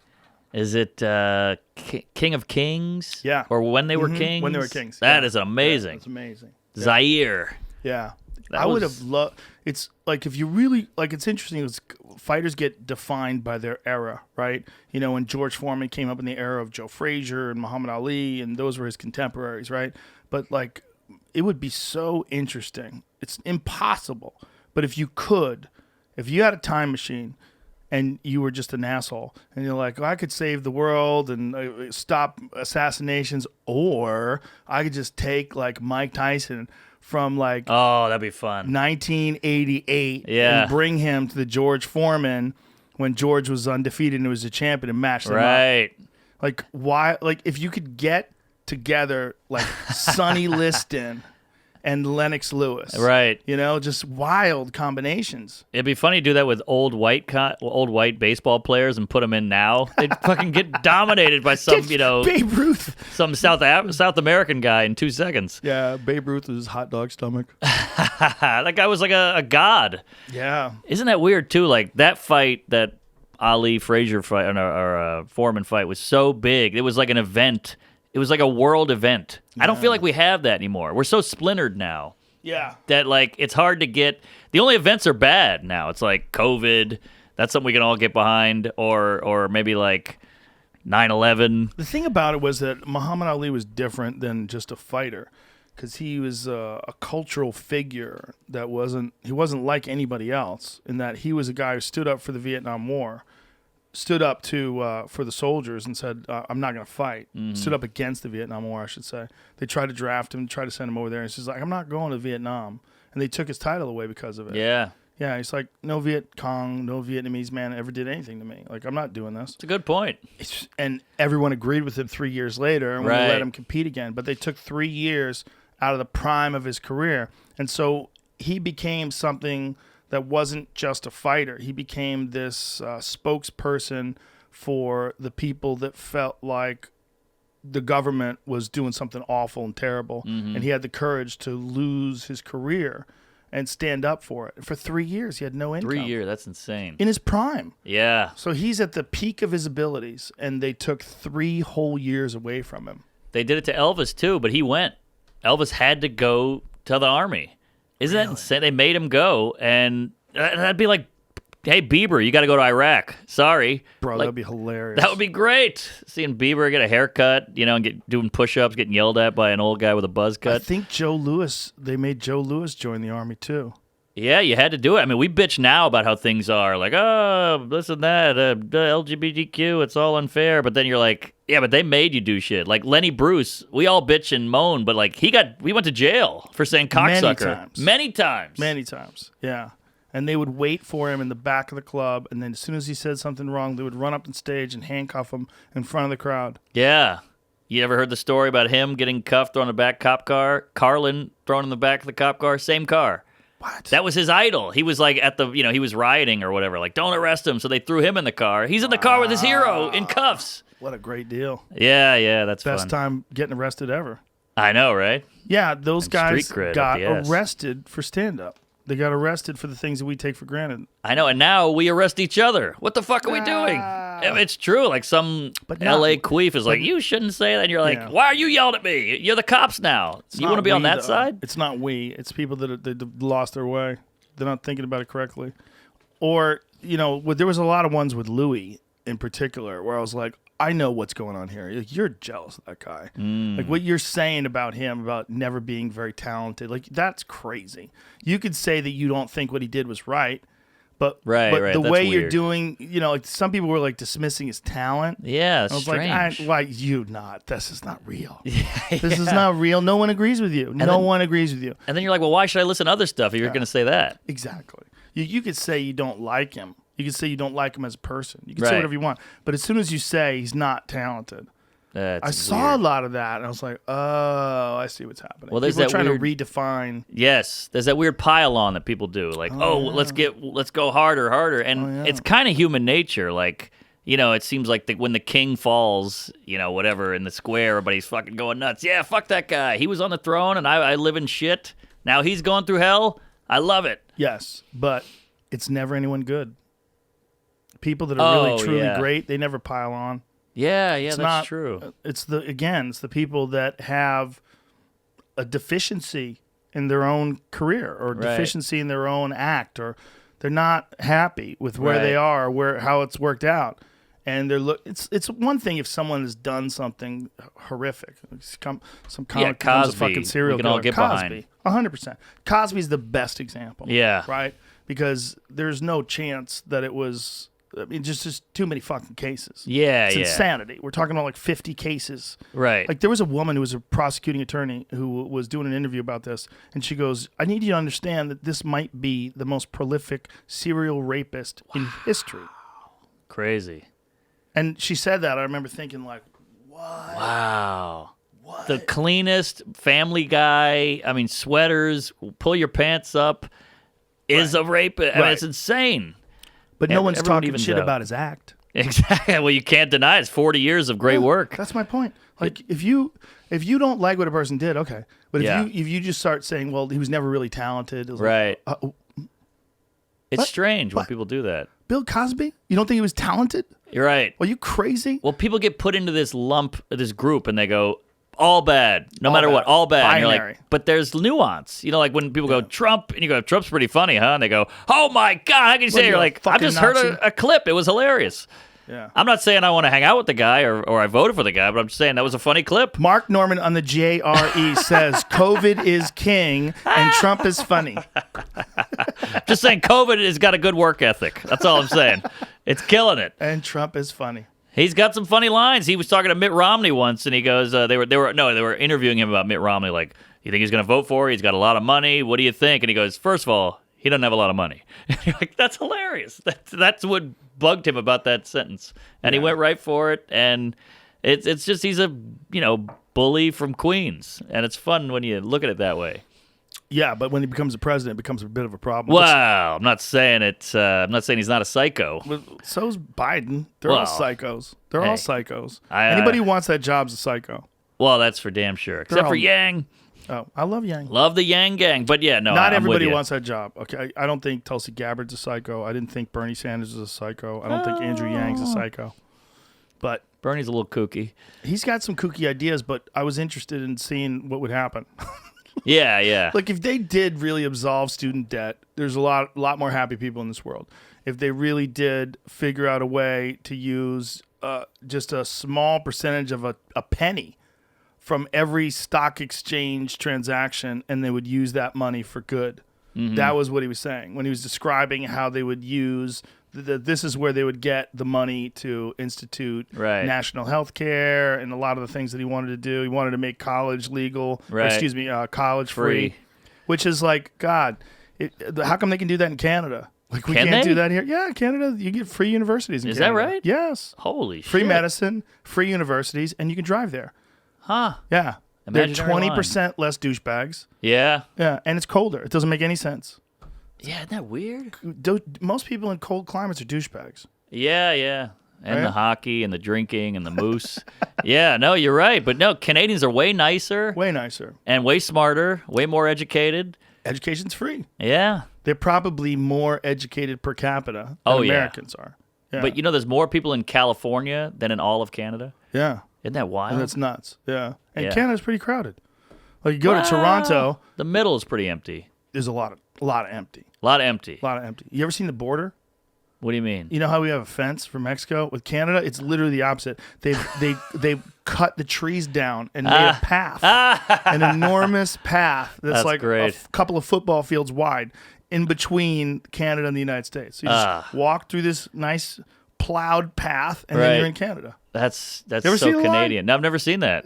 Get a photo of the line in the woods. It's literally a line in the woods. Yeah. Between you walk up there. Drug That's- smugglers must do it every day. Look at that. Look at that line. Oh my God. How hilarious It's is that? so welcoming. That's the border. It's literally the exact opposite of Mexico. Right. It's a fucking welcome. It's negative space. It doesn't look as wide as I thought it was. It looks like it's about. That's not even a football field. It's a beautiful hike. Yeah, it's not a football. It looks wide from the fucking sky though. Oh, you can see it. Maybe yeah, it's like wider a in other park in your spots. hair. But I think I had read that it was. That's it. 20 feet's not nothing. Yeah, but it looked wider when I looked at it before. But maybe it was just because I was looking at like right there. But are they even guarding that? Like I Like, could just look. pop over. Take that photo that you have in the right hand corner, that photo, and make that larger. There's no way up there that's 20 feet. That big ass wide spot. Oh, maybe it is. Looks like Maybe the, it's perspective. the Yeah. Great Wall almost. I think it's just a perspective thing. I think it's that hill behind it is closer than you think it is. Yeah. That's hilarious. So Negative it's space. just trees cut down. They cut down a nice little path. You ever go? There's a place called Windsor. It's right above Detroit, and it's so funny because you're in Detroit, just barrel fires, you're getting shot at. Then you pop right over, and it's like rainbows and lollipops. I knew a lot of people who came over from Canada, and they had to marry people to stay here, Yeah, and nobody cared. no, nobody cares. Nobody we treated them welcome like 'em. anchor babies. Nobody thought Right. it was like some sort of fucking scam. No one's ever yelled, "These Canadians are taking our jobs." That's No. never happened. Well, a lot of Canadian comics would come over here, and they'd have like green cards. And they'd Yeah. have to like try to figure out how to get a citizenship, and it would take a long time for some of them. Right. It's my friend paid $20,000 or something. He was like a broke comic. He had to scrap that together. We all had to write letters for him. Yeah. Like, this guy's good. He deserves to be here. A lot of people that are born here, you get used to how awesome it is here. But that's the other thing. Everybody shits on America, but everybody's trying to get here also. So it's kind of like, well, which one is it? Well, there's things to shit on. Of course, There's we're not plenty to perfect. shit on about America. So if you want to concentrate on the negative aspects of America, you got a lot to choose from. Oh, yeah. I get it. But if you want to think of it in terms of a place where you have opportunity, especially if it's an art form, like if you're trying to be a Right. comedian, there really is no better place in the world than right here. Definitely. I mean, I know there's a great comedy scene in England. There's comedy scenes in Australia has a great scene. Mm-hmm. There's lots of scenes, but this is the best scene in the world. Yeah. And this is where it all started. And we got the best movies. Hey. Like, they all play the China. You go to China, it's all our shit. It's like our music, our movies, our TV. There's But no Chinese friends. It's also watered down for China specifically from Yeah, here. yeah. We were talking about that the other day on the podcast where different things that have happened with China where like, you know, Doctor Strange in the Marvel comics, Mm-hmm. the guy who teaches everything to him is supposed to be from Tibet. Mm. And in the movie they made it a white woman with a bald head. It was like this magic white woman who Interesting. dresses like a monk instead of being from Tibet because China's like they don't recognize Tibet. Like, Aha. China and Tibet have issues. Yeah. And so to make China happy, they changed how that movie was constructed. Right. I hear they don't like brown people that much. So they make a lot of the movies just give us the white superheroes. Really? That's what I heard. So like they'll shoot a lot of movies because they want to sell it in China, so they'll have a lot of whitey, and people get mad here. But they're like, we just want to make money over there. We should see how well did Blade do in China. Oh, there you go. Blade better, versus Iron Man or It something. would be, Or Black Panther would be the best Aha. example because that's recent. That's a good one. Are they going to have a different Black Panther? They I can't just get saw rid of today Black Panther. They're not going to replace They him. can't just do it. announced it or something like that. They'll never replace him? So, but what about the Avengers when they have to call on Black Panther? And they redid Superman. What about the wheelchair guy? Says they would not recast him. What if they... Oh, my God. I was thinking so gross. I was like, what if they had another actor do it and they just CGI'd Yeah, I just think. Oh, that's the weird. face? Ooh, That's weird. that is weird. Like they did with De Niro and But that just made him younger. that's He's not true. dead. That's true. He's the same guy. Yeah. Yeah. I think they did with Kevin Spacey though. They like he had a scandal, so they took him out of a movie digitally. Oh, really? Yeah, that's what I heard. Forgot the movie though. Man, he That's was a right. good actor. I remember that. Yeah, dude. Go back and watch House of Cards. Oh, great! The guy's a fucking savage. I know, right? He's obviously grabbing some 17-year-old dicks here and Sure, again, sure. allegedly. I Maybe grabbed- they're 18. Maybe they're 19. When I was a kid, I grabbed all my I friends' think they're dicks. just going to use different characters instead of his character. They're just going to write about different people, the other characters in the movie. What? In Wakanda. No, you have to have Black Panther. He's the fucking hero. You can't rewrite comic books. Listen, they've had a bunch of Spider-Man. Spider-Man is interchangeable. They've had Yeah. a bunch of Hulks. Yep. Hulk is interchangeable. I guess when someone dies on the job, you can't really just replace them. But they did it with Christopher Reeves, right? They do it with presidents. But he didn't die wasn't on the active. job. He wasn't active, and he got injured really badly And after he the died movies. slowly, yeah. Yeah, He was after already the movies. older. Yeah, but Spider-Man seems to be. We have no problem with No. them swapping Spider-Mans out. We've had a black one, a white one, another white one. Yeah. Well, the Into the Spider-Verse, I think, is the best of all the Spider-Man movies. It's pretty amazing. Yeah, and it's a great example of you can make a film with a lot of diversity, but it just is natural. It didn't matter. It didn't matter at all. It felt completely natural. Versus some movies like when like Star Trek or Star Wars rather, when it was all women that were running the show and women generals and everything. I was like, what is happening here? Right. Yeah, when you're making a statement like Ghostbusters, nobody watched it. It bombed. But like we like Bridesmaids because it was just a funny movie with women in it. Well, the thing about Ghostbusters too is all the men were morons. Morons Oh, or is that evil. right? I didn't They were watch either it. morons like Thor. Thor was in it, right? Chris Helmsworth. Helmsworth, he's a He was a hunk. moron in the movie, and then what's his name? Who else was in it that was bad? Which one? The girl Ghostbusters. Not Moranis. No, He was wasn't in the it. original, and then he got knocked out in New York. Yeah, isn't that hilarious? What a weird twist. This Just some guy? walking right up to him, but he's such a tiny little guy. The I guy just know. knew he could get off a swing on him, And they Just caught the decided to guy, I punch think. him. There they are. Well, it's Bill Murray was in it. That's who was in it. Bill Murray was a Oh. bad guy. That's you right. can't make Bill Murray bad. Oh, he was a bad guy, and he died. Spoiler alert. Damn, my childhood hero. They killed him quick. So he was the hero of the first movie, Yeah. bad guy in the second movie, and they kill him quick. This was supposed to come out this summer and didn't. Another They're Ghostbusters? they're gonna redo another one With who? with everyone that's still around. What? Oh, no. Bill Murray again? Mm-hmm. But the other But guy they- is Harold Ramis is dead. Harold Ramis Correct. Yeah, died. yeah, his son He was was gonna make it. awesome. He was a great writer. He was awesome. And he was in the ground floor. I'm talking Caddyshack, Animal House, all that shit. National Lampoon. There was an article that I was reading recently. I'm lying. Okay, there's an article. I saw the headline and I nodded my head in agreement, and I didn't read it. Yeah. But it was about The why American are there way. no good comedies since like 2010. Yeah. Since the woke movement happened. Mm-hmm. And I don't think it's true. There was that one, the Seth Rogen one that you thought was really funny. What was that? About the kids? Yeah. The Good Boy or But that's a TV show. No. Super bad. Superbad was, I think, more than 10 years ago. Wow. the one was on the Maybe not. Ghislaine Maxwell. Might have been 10. Good Boys is what it's called. Yeah, yeah. It's- Good Boys. That's You pretty said good. Yeah, it pretty came good. out 2019. It says. What year do you think it was? What, Super bad? Yeah. 2011? What do you think, Jamie? Actually, you're No, right. before that. I think like it 08, maybe 07. 08, yeah. I think it's 9. Apparently, he was writing that for like 10 years. 2007. 2007. Ah, Okay. That is a great fucking comedy movie. That's funny. It's going to be real hard to make a comedy movie with all this woke shit. And Hollywood has gone so all in on Right, wokeness. right. Like to pull back now for a film, you know, Yeah, I think it's flipping a little slowly because people want to laugh. it's going to take a long time. And like Instagram and all that shit has such funny sketches, YouTube such funny shit on it and it's all politically incorrect. You know, it's like Yeah. a guy Like cheating Schultz. on his girlfriend, and he jumps out the window, and she's like, "Ah," you know, Right. And it's very primitive and like kind of basic, but But they go viral. they go viral because Yeah. people want to see that shit. Or like what Schultz is doing. Yeah, Like these things he's doing, first of all, it mocks the watered down Right. bullshit monologues that you're seeing on late night television. yes, It mocks those because it shows you, because when late night television got hit with the pandemic and they took away the audience, oof. and then you get to see how lame these jokes are when it's just a person saying them. Right. And also, they don't a lot of those guys, unfortunately, don't work with crowds a lot, so they don't understand that the reason why they're saying it the way they're saying it is only because there's a large group of people in the room. Right. Like you have to give a pause because the laughter's killing so hard. But if you just stand there like a fucking idiot after you say something that's not even that funny and you're waiting it's brutal. to say the next thing and there's just silence, Yeah. it seems so strange. There's no momentum to it. Well, Schultz figured it out.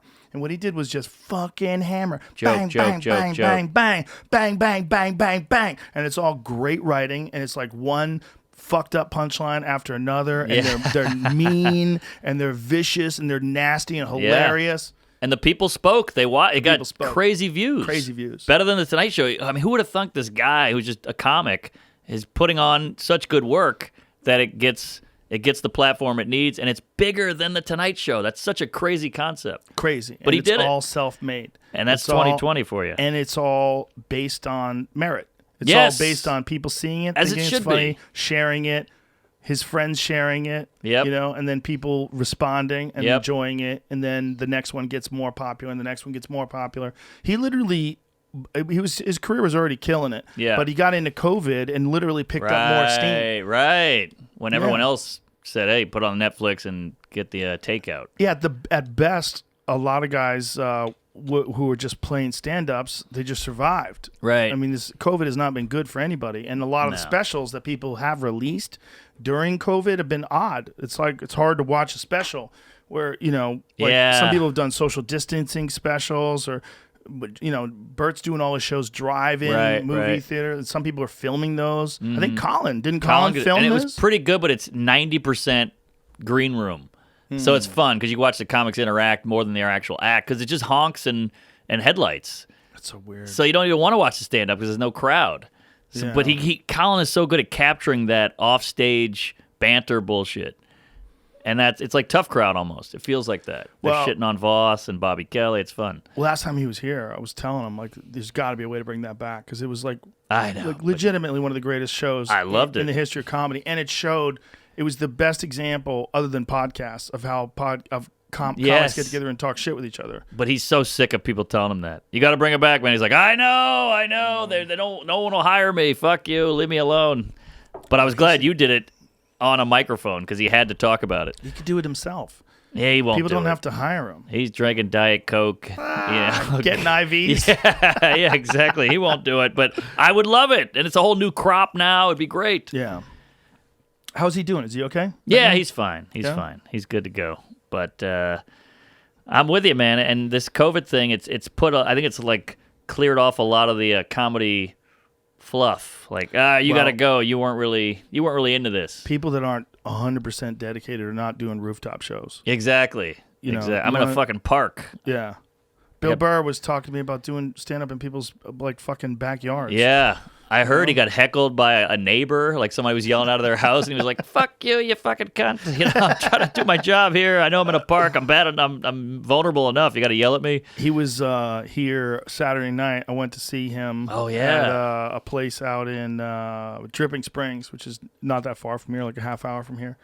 It was awesome, man. It was freezing cold, right? So I'm wearing a fucking warm jacket, zipped up to the neck, sitting down. My buddy Todd and Wow. Brian Redband, his girlfriend, and my buddy Gino, and we just watched like audience members. It was amazing. It was That's great. And it gives So you fun. hope for stand-up because you're like, oh, people actually want to see this shit. Like, people are coming out in the cold. It gives me hope too because of the way Bill Burr does stand up. Oh, yeah. He doesn't give a fuck. Well, He's throwing bombs. He's one of the best. And I heard a clip, I think on here, where he was like, I'm going to go to Dallas and shit on, I'll talk about how I voted for Biden. Then I'm going to go to Austin and talk about how I voted for Trump. And people get so mad about that. I'm like, that's the essence of comedy. That's Yeah. what we're doing here. Why the fuck are we trying to toe the line? We're He didn't supposed to say be it was going against it. Vote on. It said shit on. I'm Shit gonna go on. to Dallas Shit and on. shit on Biden. I'm gonna go That's- here and shit on Trump. And that's what it's he all does whatever about. he wants.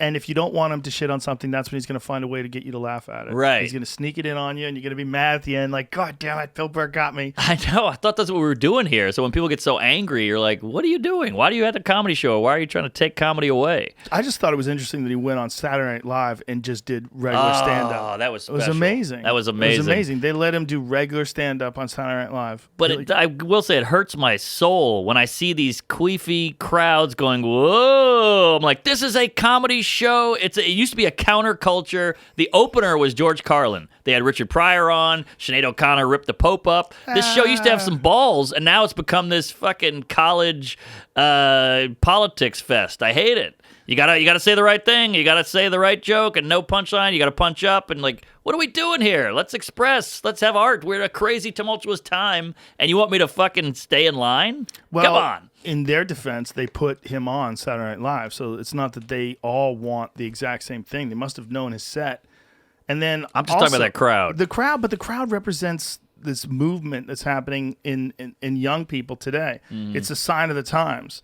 And I think ultimately, like we were talking about with the Quentin Tarantino movie, they're gonna recognize that this is a style of art. It's not. Right. It's not like these are statements. I hope. He's saying these fucked up things because they're funny. Yes. It's not that he really wants this to happen to that person, or really wants this Right. guy to die this way, or Yeah. really wants her to choke on a dick. Like that's Right. not what he really wants. And I think people just want a bitch. Like I read he got a lot of hate, which I love that Burr is just getting tons and tons of tweets and just kind of like not caring. He's like, I don't care. I just did my act and I move on. But I read a bunch of them and they're like, he's a racist. He's a racist. You want to be like, his wife's black. And then they go, But what do you mean, You got to say, I'm sorry. I called you a horrible thing. I was wrong. But they never do that. No, they're looking for looking. things where they can dismiss you. They can say a simple statement. You're that, and then they can dismiss you. But being a racist is such a horrible, ignorant thing, and you just called me that publicly, and then when I prove you wrong, you go,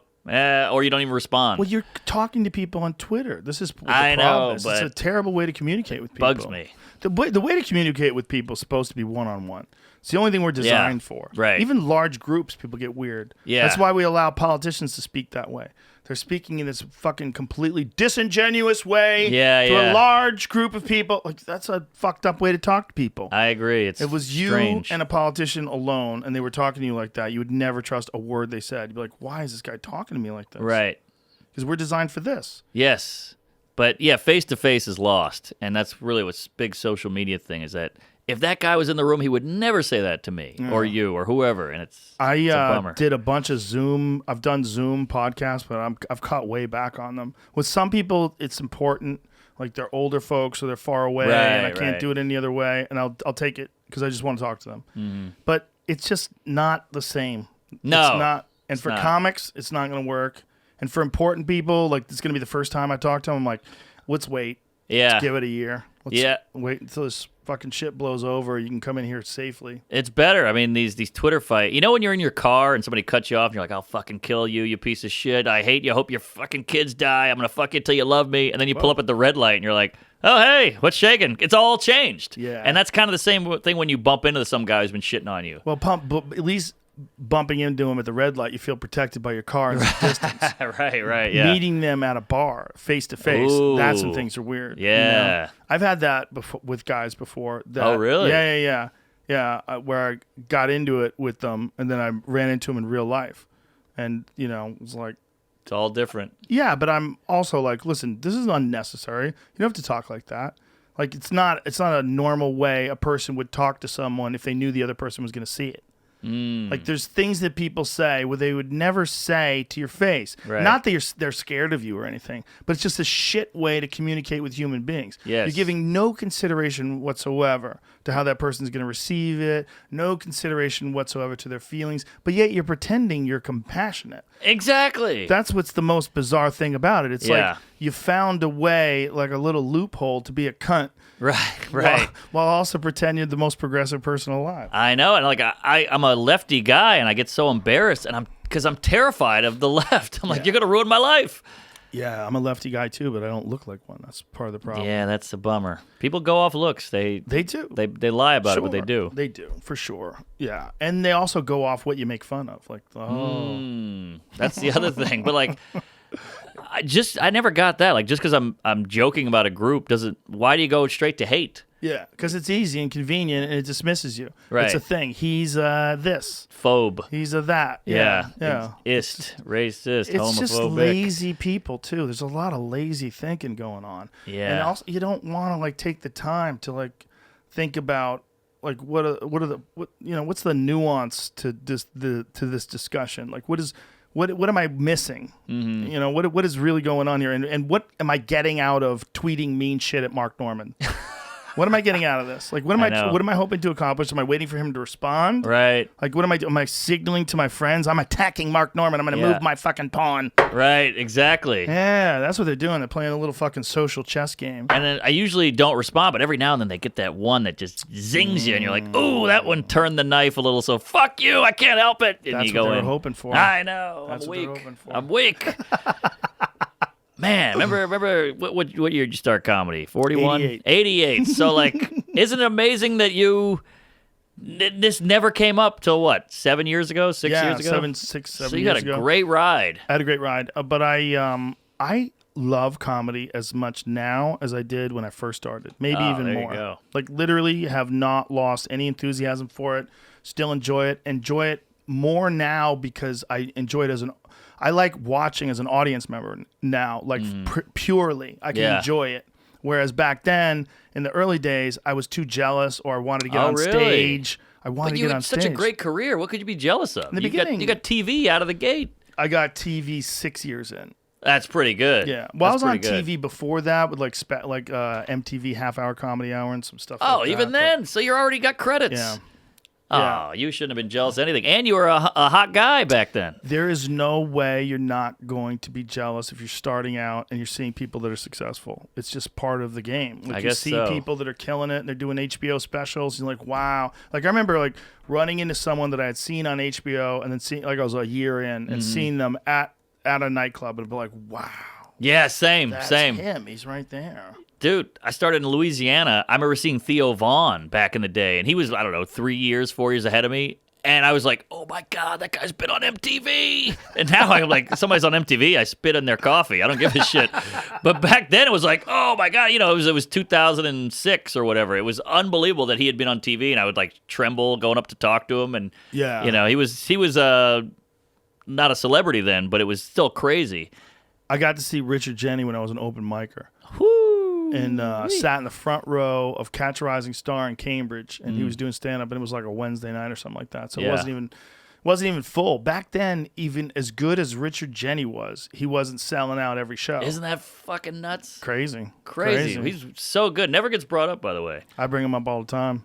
All the Uh-huh. time. I'm trying to get people annoyed with me. I I hope they're just think Googling him. He was that good. You know, I got on I always was a giant fan, but I got on another Richard Jenny kick like not that long ago, like a couple years back, because I was driving home from I think it was Irvine, somewhere in Orange County-ish. That's a And I good was club. Driving home, and you know how your Bluetooth will randomly sometimes play a song? Yeah. I had a Richard Jenny album on my phone, and it started randomly playing one of his bits from A Steaming Pile of Me. And Yeah. I'm fucking laughing hard Oh, while yeah. I'm driving. Like, I forgot how good this was. So I went and I got the whole album, and I started playing the whole album on my thing on the way. I listened to it the whole way home. Wow. And I was like, this is incredible. It was so good. There was He's so great. much. Some of the writing was so tight. I know. So many punchlines. And But he was also great visually, too. Yeah. He would do huge act outs and jump on the stool and backflip and all this shit. So just the fact that you could hear it and still laugh is a great sign. he was one of the first guys to wear one of them fucking Bobby Brown Yeah, microphones that's on right. stage, too. 'Cause- He's got his hands free. Yeah, he had the big pants on, and he was all over the road. He had done some a lot of like Tonight shows and stuff. Yeah. He'd done a shitload of them, so he's used to like doing stand up with no microphone. Right. Like on television, he did a lot of stand up with no microphone. Aha. Yeah. It kind of makes sense. I mean, I'll never be the douche with the Madonna Brown headset. thing. Yeah, because I just hear my high school friends going, "Who the fuck do you think you are? You fucking pop star?" You know. So I could never do it. But it kind of makes sense. Because look at this. I'm just holding this stick for an hour. Yeah. You know, and look, some people use it and they hit it on their head and they dangle it or whatever and make a joke out of it. But like, if you're kind of just free and loose, it makes more sense being a comedian, I think. It certainly does, but you get so used to having that mic. I know. And then modulating the sound from pulling the mic forward and back. That's true. There's a lot there. Some guys use it a lot. Yeah. Some guys hit that punchline. Right. Hit that punchline. Right. They eat the mic, go, hey, oh, that shit. Yeah. So I guess you're right. You can use it for comedy, but Whose fucking cow is it? You know, like there's that thing that they do. They get right on the mic when they accentuate the punchline. yeah. Damn, I had a thing and I lost it. I got you with the cow.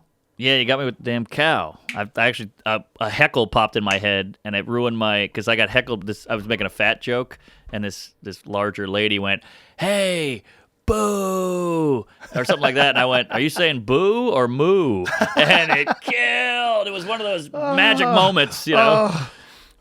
If my mom saw that joke, she'd be like, "Come on, Mark, how dare you?" But at the time, I just needed it because she came after me. Oh, boo is the worst. I hate a boo. What do you say to a boo? It's so dumb. It's so like, I am more important than all the other people that are laughing. Yes. My opinion will now shut this show down. Right. That's what she's doing. Like, Yeah. she's like, even though other people were enjoying it, She has decided that she's going to call on her stack of coins. Mm-hmm. She's got a little stack of coins, identity politics, big woman. Yep. They're female. I've got female, and I've got size shaming. Right. And I've got body shaming. Right. I've got all these chips, and I'm pushing them in. Yeah, she I'm pushed. all in. I took those chips, though, with that move. I'll tell you nuked that. her. Yeah, I had a Zoom show the other day, and I was That like, makes me sad. It was literally 400 audience members, which is pretty good. So it paid well. So That's weird. That's why I did it. And I was like, all Do you right. hear him laugh? Huh? Do you hear him Yeah, yeah. So it was pretty good. Where are you standing? I just did it on my laptop like an idiot. I'm sitting in an office chair going, Uber, huh? You know?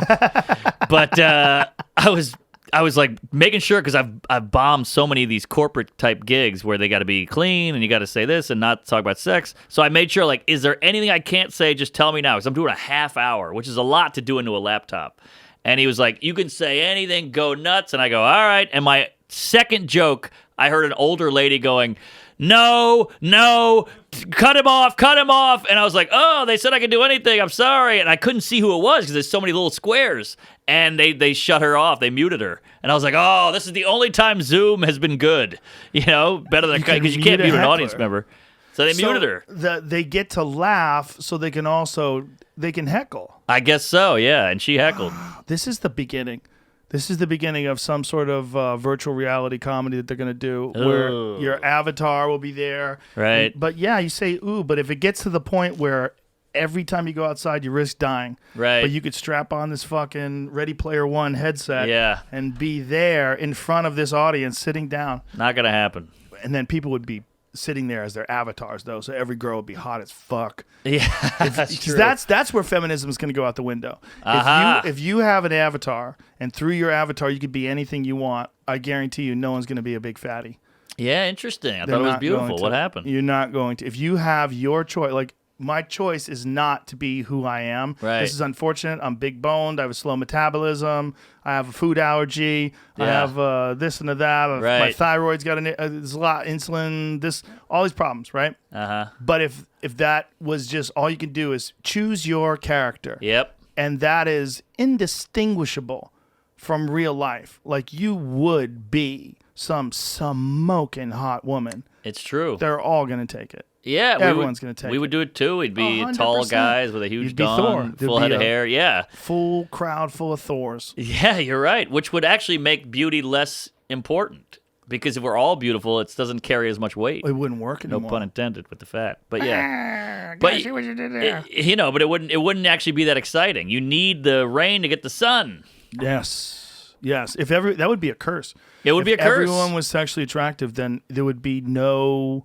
If everyone was that perfect, there would be no uniqueness in seeing someone who's that perfect. Right. Like if you're around a lot of regular people, and then some like Tara Patrick in her prime walks in the room, and everybody's like, "Holy yeah, shit. Exactly. Jesus Christ!" I know. Like that's what that's from. But if you walk into a room full of people that look exactly like that, and it's every day, it's normal, then it's not unique. It's not unique and it's not fun. I mean, that whole "we are beautiful" and it's not true, because then it's not beauty. You're ruining the definition of it. You're a beautiful soul, but the visual beauty is a tyranny, and people don't like it. They don't like that it's not evenly distributed. They don't like that you can't earn it. They don't like that it's just what's more valued than anything when it comes to the way men treat women is their looks. And women like Kim Kardashian. They don't like Susan Boyle. Susan Boyle's way more talented. Good point. Aha. But this roll of the dice, they don't like the fact that this roll of the dice determines whether or not you have like the greatest gift.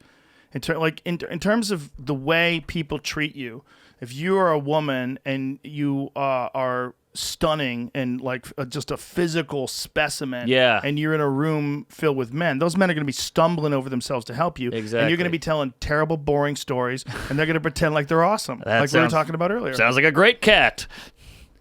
That was my impression of the guy listening to her. But no, you're completely right. But it's true. It's just human nature, and we can bitch and moan about it all day, but it's biological. I'm sorry. If you had the choice, if we entered into a virtual world and you had to press that button, you could be anything you wanted, you're not going to decide to be someone who looks like you. Mm-hmm. You're not going to decide to be uncomfortable in your own skin. You're not going to decide to be someone who feels really bad when they have to sit in the middle seat because they ooze over into the 2 seats next to them. Right. You're not going to be that person. And what's interesting about people is when they're the victim, when they're the loser, when they win, they tend to act the same way that shitty people were towards them. You know what I mean? Bullies. Yeah, they turn into bullies, and you're like, isn't this what you kind of hated? But now that you have the power, you're a cunt. Yeah. And like you know what I never got? You see these underwear ads for like plus size women, like these are real women. That's what they always say. These are real women. It's always like heavy set ladies, and you're like, so skinny women aren't real women? Yeah. So you're now being inclusive because you're allowed to be. Right. But if a skinny chick goes, we're real women, those are fucking cows, then they'll get sued. But you can do it the other way. Isn't that interesting? It's weird. It's weird. They're giving themselves a pat on the back. They're asking for chips. And we all go, there, look, they're gross. Let them have it. They want coins. They want a stack of coins. Stack of coins. I'll take these stack of coins for being big, and I'm beautiful. I'm big, but I'm beautiful. Look at my coins. Yeah, but There they are. just like a casino, if I give you money, you'll probably lose it faster than if you have to earn your own money at blackjack. But if you got someone like Taylor Swift, like look at Taylor Swift's body. That's just how she's built, right? She's this long, thin girl. Yeah. That's just who she is. Sure. She doesn't look like she's starving herself to death. Right. She's just like Callista Flockhart. Do you remember her? Oh, do I? Tiny, skinny woman. Yeah. Is she real? She seems like a real woman. Oh, yeah, exactly. She seems real. Like, She's a there's person. Different body types, right? Yeah. Like there's Ralphie May and there's Chris Rock. Right. Is Chris Rock not a real man? No, I guess he's a man. That would be the dumbest statement anybody could say. Exactly. Ralphie May's a real man. That's my no, point. he's a man as well. Yes. But so's Chris Rock. But they can say it because Yeah. they're the quote-unquote victim or loser or whatever. Yeah. But it's this weird thing that only works with one gender. It Isn't only that works. weird? Yeah. It's very strange because so much weight has been put on females looking beautiful. There's been Right. weight put on men looking good, but men have this weird out clause where you see disgusting like fat men with hot women if the fat man is Right. rich. Well, men are lucky in that regard that women will fuck us based on skill or worth. Status. Yeah. We're Yeah. lucky. We're very lucky in that way. There are those guys that do fuck women based on status, and Totally. those dudes live a sad life. It's a tough life because you're just constantly having to keep that status going or keep that career going, whatever it is, just to get laid. Also, we all know. Yeah. We know. But some dudes seem fine with it. Like, yeah, like the 90,000-year-old guy who's fucking Anna Nicole Smith.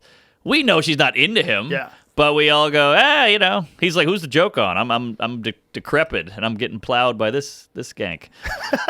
You know. So he's like, yeah, I know that she's not actually in love with me, but hey, she's a piece. But there's the opposite. Was I'm talking about. I'm talking about the man who is batting under his average for a gross woman. Right. Because the gross woman has some sort of financial power. Is that a thing? Oh, yeah. Really? Oh, yeah. Oh, yeah. I've Interesting. seen it. Yeah. Because he just wants the money. Rich woman with a Interesting. boy toy. That's a sad dude there. Sad dude. Yeah, that's Yeah. like, A, you couldn't get your own worth. Exactly. And you're willing to, bang this Right. weirdo. It's sad for women. If a woman is in a good relationship and she sees a girl who's a gold digger, who's married to some big fatso, and she's like, oh, poor girl. Right. Like, know your value, honey. Right. Like, you deserve more than this. Yeah. But that's the biggest misconception is that it's all men. And look, a lot of it, we're shallow, we're pigs, but like women are so shallow to other women. It's like a hot girl walks in, your girlfriend's now pissed, and you're like, why? She could be nice. Like, I don't like her.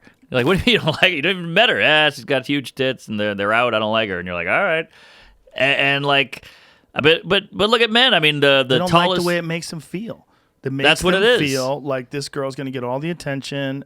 And I remember one of my wife's friends had a wedding, and one of the guests brought a girl. May not have been my wife's friend. I'm trying to remember now.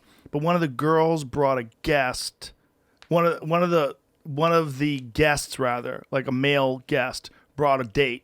and the date was smoking hot and had like a low cut There you blouse go. and a tight and she was fucking furious. Yeah. I remember this conversation. I'd be like, why does she give a fuck? Because it's her big day. It's her big day. Right, now the And attention. This girl was getting all the attention. Like, could you like imagine that? Yeah, that's crazy. Weird, right? I mean, but I'm an insecure guy. I see like a tall, hunky, hot guy, and I don't hate the guy, but I just take it in. I go, I wish I looked like that. Take solace in the fact that those guys are almost never funny.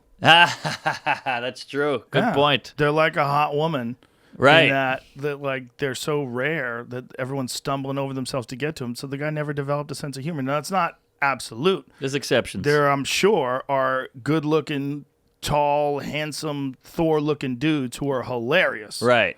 It's rare. I never met one, but I heard they're out there. They're like Bigfoot. You just got to go finding them. Well, that's what seems so appealing about Brad Pitt. He's like this tall, good-looking guy. He's like the poster boy for a hot guy. And I was watching Jackass one time, and some guy was in like a chicken costume, and he was in a shopping cart, and the shopping cart hit a speed bump. He flew out. The helmet came off, or the mask came off. It was Brad Pitt. Oh, wow. Pull that up, J-Mo. It's amazing. Like, this fucking hunk is hanging out with these dirtbags, and he's in a fucking shopping cart like the rest of them. What year was this? It's late 90s, I'm sure. Yeah, very early Jackass. He got they did a kidnapping on the streets of Hollywood.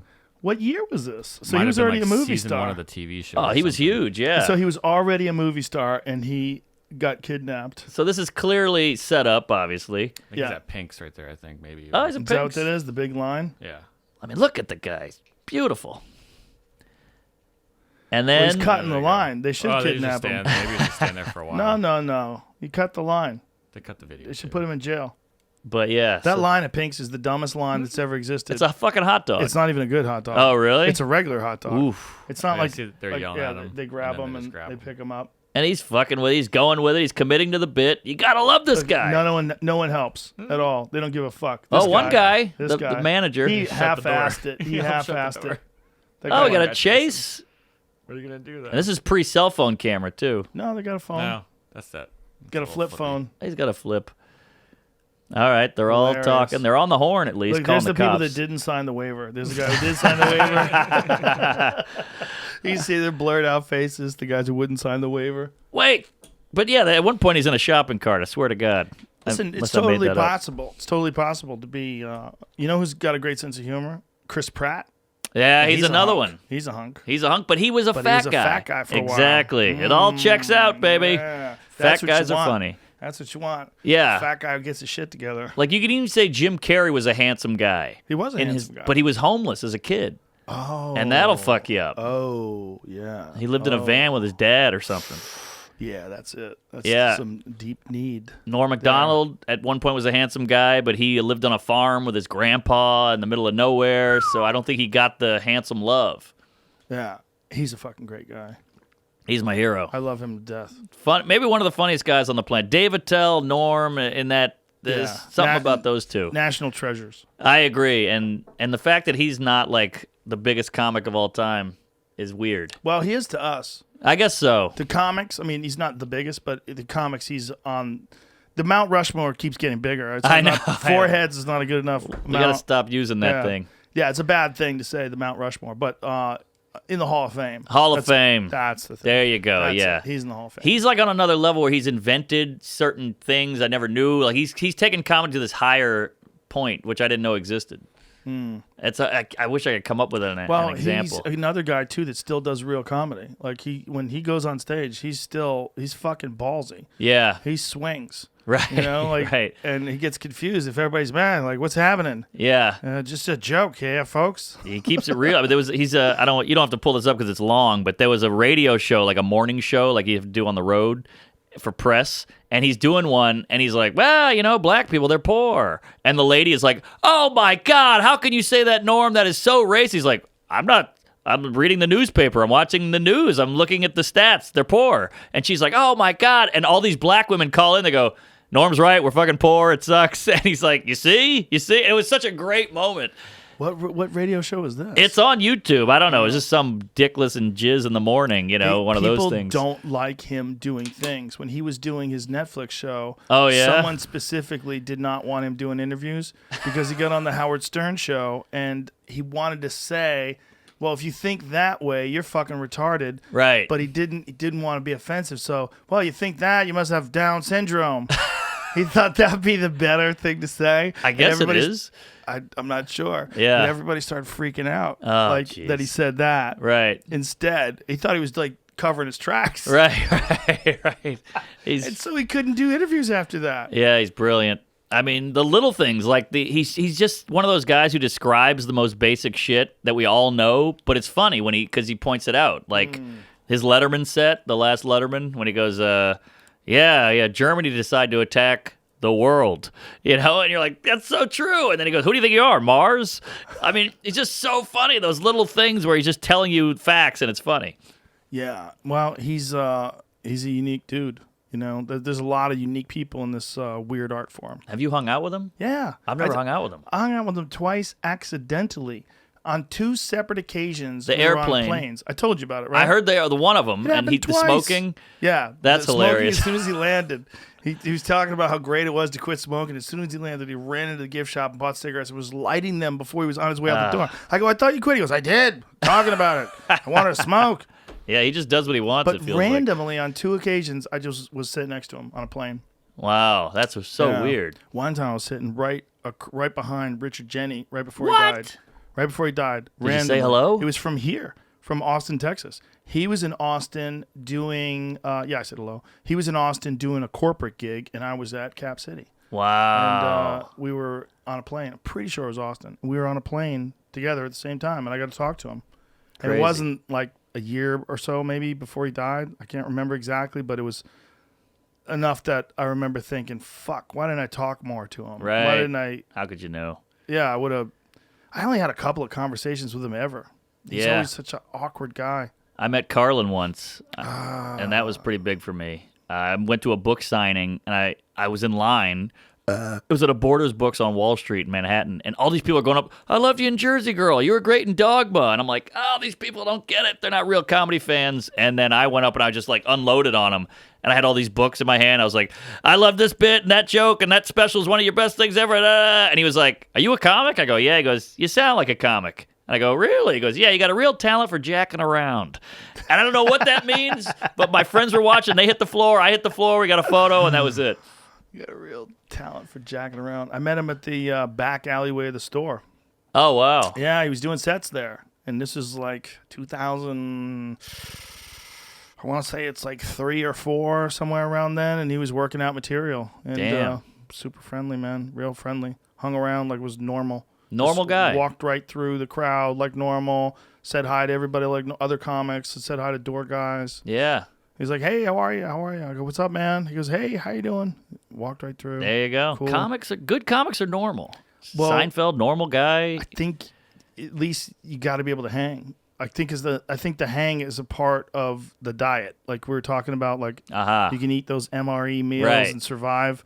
You can be on your own and still be funny and survive, but like Jenny was a guy that didn't really hang around with a lot of guys. That's true. Those guys that don't hang around with other comics or don't like to, or some comics are like, as weird as it is, they go on stage and they perform in front of all these people. They're kind of introverts. Oh yeah. Yeah. I've got a lot of that where I have to force myself. It's almost like going to the gym. Like I'll see a table at the cellar of all these great comics, and I'm like, my first instinct is to not go. I don't want to go over there, but then I go, just go, and then it's always great.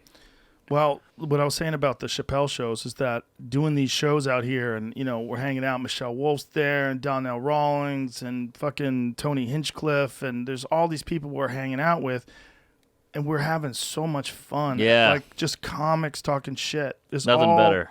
All like piling on each other and laughing and goofing on things, and it's so like fulfilling. Like I feel after it's over, like that's what I was missing. Oh yeah, I was missing those shit talk sessions completely with people who don't. They're not going to get offended by anything. Right. Like they're just swinging haymakers at each other. Yeah. And everybody's laughing. I know. And then you get these fans. You ever have these like people who like your act and they go, "Hey, you're coming to Austin.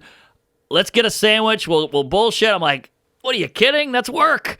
That's the last thing I want to do is talk and listen to you about your family and your job. I want to go talk to Wolf and chop it up. They don't know any better. It's not I their guess fault. so. I guess so. They're just comics.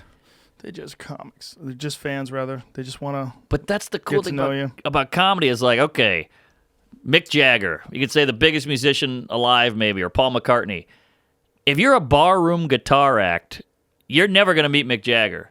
But I have met Carlin, you've met Jenny. Like, isn't that cool that comedy is, the A to B is so much closer? Oh, man, I met Hicks when I was a literal open micer. Like, I'd been doing comedy twice. What's he like? I didn't get to talk to him. I was in his presence, I should say, more than I met him. Yeah. He was right there. Wow. I was right there. I was like, hey, what's up? I didn't meet him and talk to him. I met you at the Ryman years ago, and you were a big name, obviously. It was all sold out, but I feel like you've escalated to another stratosphere. But I remember being like, oh, I met Rogan. That was cool. But I didn't get much out of you. And I was like, damn it. But that's the breaks. It's not always going to be a headlock and a noogie and a diner hang till 3 a.m. It's risky. It's risky. Know. You gotta take a chance when you let a comic into the fold. Of course. Where was it we were hanging out we hung out in a fucking hotel lobby with a couple other comics till Atlanta. like 5 a.m. or something ridiculous. We were pretty sloppy in Atlanta with Santino. That's right. Yeah, that was a That's great right. hang. That was a great hang. Yeah. That was a lot of fun. That was a great comic hang. Yes. Just comics sitting around talking shit. Yeah. There's that 2 seconds of like, hey, how you doing? Nice to meet you. And then, hey, you ever seen that one, Leno bit or whatever? And then you're off and running. Well, once we started talking about like comedy and joke writing and that kind of shit and talking about like the dedication, I go, oh, he's for real. I can tell. Because Right. it's hard to know. You don't know. Yeah. You're a Sometimes poser. you get guys that laugh at shit that's not really funny, Right. and they're just trying to get closer and closer and just want Yeah. to work their way in. And you're like, That's weird. That must be how a lady feels all the time. all day. It's That's gotta be how a most nightmare. of them feel. That's why they think guys are douchebags, because most of them are just trying to slip their stinky little hog into their body. Yeah. Imagine everywhere you go, I know. someone wants to slip their stupid little dong into your beautiful, pristine, Snatch. unvarnished snatch. Beautiful gash. But here's the Yeah. thing is every now and then a lady wants you to be that guy. Isn't that weird? That's the weird They want you to be that guy if sexual you're dance. hot. I know, but But if you look like Thor and you're that guy, like sometimes they like it. how many ladies have you seen? You're like, she's with that guy, and because she saw something in him, something resonates, something clicks, and you're like, maybe I could be that guy. Well, there's some guys that like bitchy women. There's some guys that Oh, like that's- women that tell them what to do. They enjoy it. And they always wind up finding that girl who Right. yells at them and tells Right. them what to do. They get off on it. That's a nightmare. It's weird. Yeah, that's a horrible kink to have. But it's almost like, you meet that girl, she's like, I keep dating alcoholics. And you're like, well, yeah, your dad was a drunk. It's just in you. It's like familiarity, Or and you the just go towards opposite. it. Or the opposite. Either you gravitate towards it or you run Right. from it with every fiber of your being. Right, like the dad who hates black people, and she's like, she's on black.com now. She went the other way. He's just like, I'll show you, piece of shit. Do you- Look where I am now. Do you go with the interracial porn? I like to pretend it's me, so that's hard to do. Good point. It's harder to do Good point. Yeah, when it's some 6'5" stallion. with a giant dong. I mean, black people have to be at least thankful for the dong. mean, there's they a lot don't of other all get stuff. it, but imagine being a What? black guy that doesn't have one. That's got to That's be tough. Rude. That's brutal. That's got to be the worst. Like That's they like expect it. It's like a dumb Asian. You know what I How mean? dare you? Well, I'm saying most Asians are smart, so being Isn't dumb. it funny though that that's almost racist Yeah. to say that? Same with the Jewish stuff. Like, hey, they're great at business. Oh, you piece of shit. I know, but it's a compliment. I remember I was at a show once when I was I don't know how long into comedy, not very long, and I did a college, and I was doing like a little Q&A with the audience. I did my hour, and then I was doing a little Q&A, and someone said, "Do you know any jokes?" I think that was how it started out. Yeah. Where you going? Where you going, Jamie? Going to pee? Bring us back some whiskey. Oh, and some 2 glasses. Oh boy. Woo! Oh boy. 2 shows tonight. I go, they go, tell us a joke. I go, I know one. 2 Jews walk into a bar. They buy it. Not a good joke. Terrible like joke. it. I like But this it. guy came up to me after the show, and he goes, he was like real timid about it, but he felt like he had a shot. And he goes, I was actually offended by that joke. Oh boy. Like legitimately. We're talking like 1991, Yeah. 92. Wow. Maybe. Yeah. I go, you're offended. I go, it's a joke about being good at business. Yeah. What's offensive? Right. It's a stereotype. I go, it's a stereotype about Jews being good at business. Two Jews walk into a bar, they buy it. There is nothing offensive about If that. I was a Jew, I'd high five my Hebrew brethren. There's nothing detrimental. There's nothing derogatory. There's nothing negative. It's like, No. how is that offensive? But And he was looking to be offended. That's what it is. And that was pre-Twitter. Wait, that guy must be the biggest social justice warrior of all time now. Now Yeah. he's the king. Now he's probably a professor somewhere. This is why Seinfeld's a badass. He's a big Hebe. And I had this joke where I say, I met my girl on that Jewish app. What's that Jewish app? PayPal. And got a big laugh. It was a bulletproof bit, never bombed. But I was considering changing it to Venmo. I was like, maybe Venmo is more modern or whatever. And Seinfeld in the green room goes, keep it as PayPal because it's got the word pay in it. Yeah. And I was like, yeah. And this is a Yeah. big, this is the king Jew saying Yeah. this shit. And that's why he's a more comic than Jew. Oh yeah. Venmo makes you think. What is that? You pay money. Right, Okay. right. PayPal's.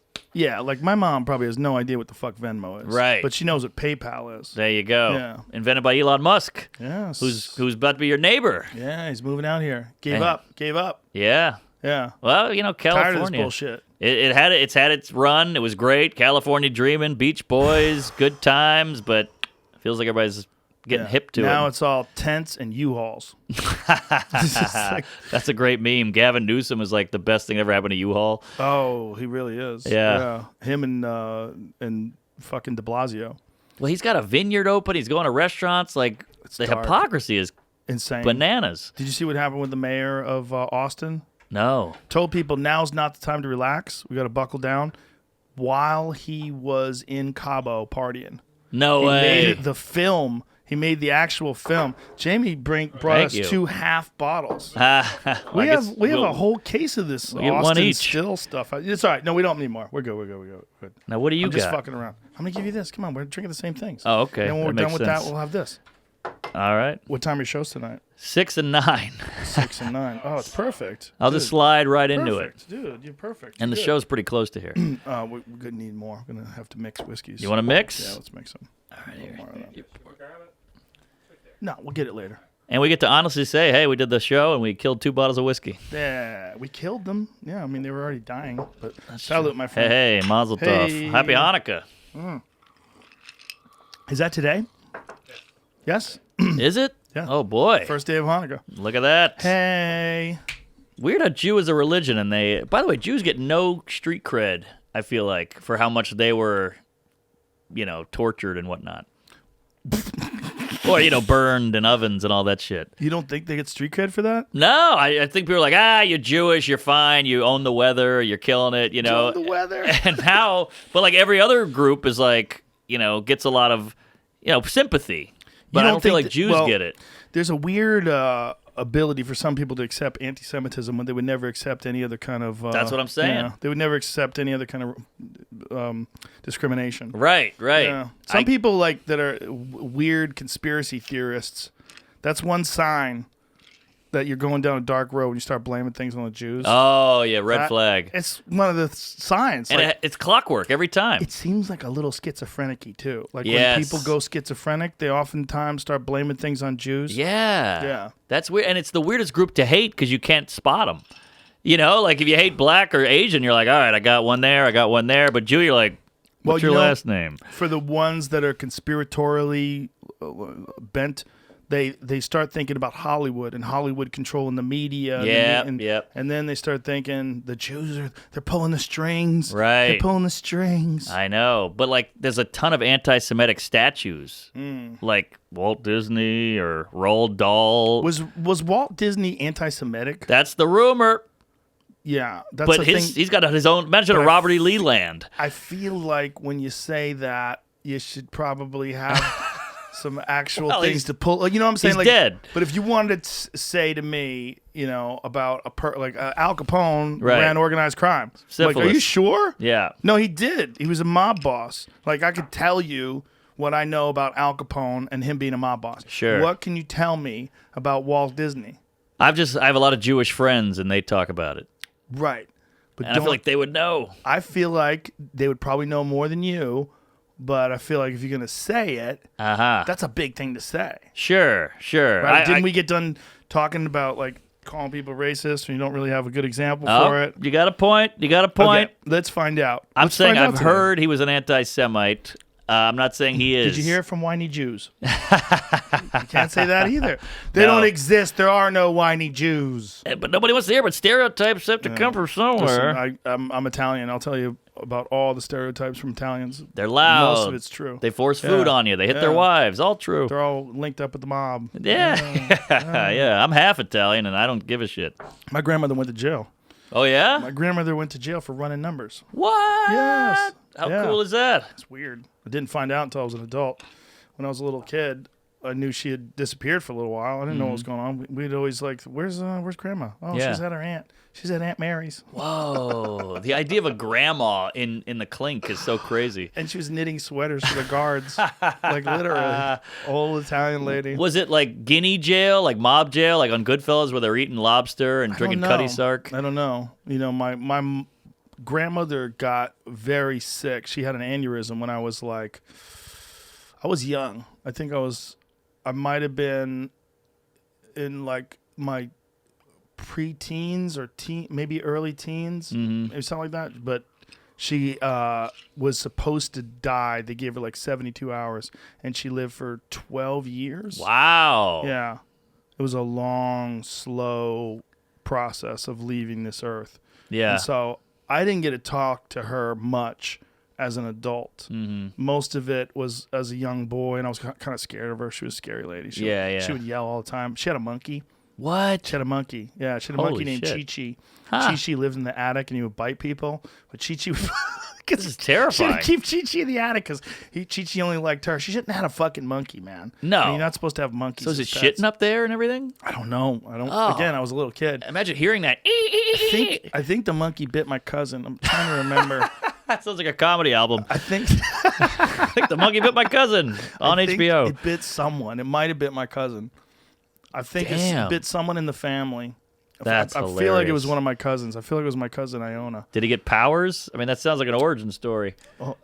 Historian and social critic Neil Gabler, author of An Empire on Their Own, How the Jews Invented Hollywood, said he exhaustively researched Disney for the 2006 book Walt Disney, The Triumph of the American Imagination. I saw no evidence other than the casual anti-Semitism that was common to non-Jews during Disney's 20th century era. All right, so he wasn't really an anti-Semite. I was wrong. I'd take it back. Oh, but look, Henry Ford apparently. He was a big old Jew hater. Wow. Gave significant attention to his views. I also heard Dr. Seuss. What? Yeah, I heard he didn't like the Jewish folk. Did he rhyme them with news? What did he do? Snooze? He would make up words. Yeah, he was a genius, and he's like one of those 11 people said no, and then the 12th guy said yes. So like, always stick with it. Blah blah blah. Well, he's another guy that like he's drawing these things, and you look at them, and you immediately know they're coming from Dr. Seuss. Very strange. That's true. There's a few guys that can do that. Best kind of artist. Yeah, they develop this style, and you go, "Oh, I know who that is." Right. Yeah. Picasso has that. I mean, Quentin Tarantino has that. You go, this is a fucking Tarantino movie, and you get excited when they come out. Yeah, for sure. His grandniece backed up Meryl Streep's claims of his anti-Semitism that she recently, well, it's not recent, but a couple years ago said in a award ceremony or something. What does she know about Walt Diz? I don't know. That's part of the... Check out Dr. Seuss and Roald Dahl, if you don't mind there, James. Meryl Streep, anti-Semite, check. Misogynist, of course. Well, we don't know who's the grandniece, right? What is is she like super sensitive? Yeah, just a weird group to hate. They haven't done anything. I can see you can make fun of them, you can shit on them, but like... Well, you know what it is, too? Like, Jews are one of the rare religions that doesn't want anybody joining. That's true. They don't make it easy for you. That's true. My uncle converted. Oh, yeah? Yeah, my Uncle Sal. He converted when I was a little kid. That's when I found out what Judaism was. Right. I mean, I was real young when it happened. I was like 7 or something like that. Yeah. But I remember thinking, like, what? Wait, I think I was younger than 7. I was like, whoa. because we were Catholic. I was like, there's something else. Yes, And I was the same way. What is this other thing? What is it? What do they believe in? Yeah. They're like, well, it's similar. They believe in Jesus, but they don't think that Jesus was like really as important as we Right, think he was. right. I was like, what are you saying? I don't understand who's right. Exactly. I remember freaking out. That's a good question for a kid because you just hear other ones and you're like, that's crazy. And you're like, oh, ours isn't? This guy's coming back from the dead and put on a cross and all that shit. Yeah. They're all crazy. It's all crazy, but it's like their version of it was different than our version Right, of it. I was right. like, well, what are the differences? And I remember nobody wanted to answer me because I was Yeah. annoying and I was 6 or whatever. it Yeah. was. Such an odd Yeah. group to hate. But, religion, I went to Catholic school and we had one Jewish kid there and he took a ton of heat. Did he? Oh my God! Just the Heb and the circumcised rabbi and Sabbath. They waved bacon in his face and shit. Well, I went to high school at Newton South High, and like we used to call it Fast Times at Hebrew High because there was a lot of Jewish kids in Yeah. my class. So I was from that point on, from high school era on, I was so used to being around Jewish kids. It Right. was so normal. Yeah. So the like any sort of discrimination or any sort of like derogatory shit about Jewish people didn't make any sense. I agree. They were all And, like regular guys. and then when you start doing the math, you're like, all my heroes. You're like, oh, Groucho Marx, Jew.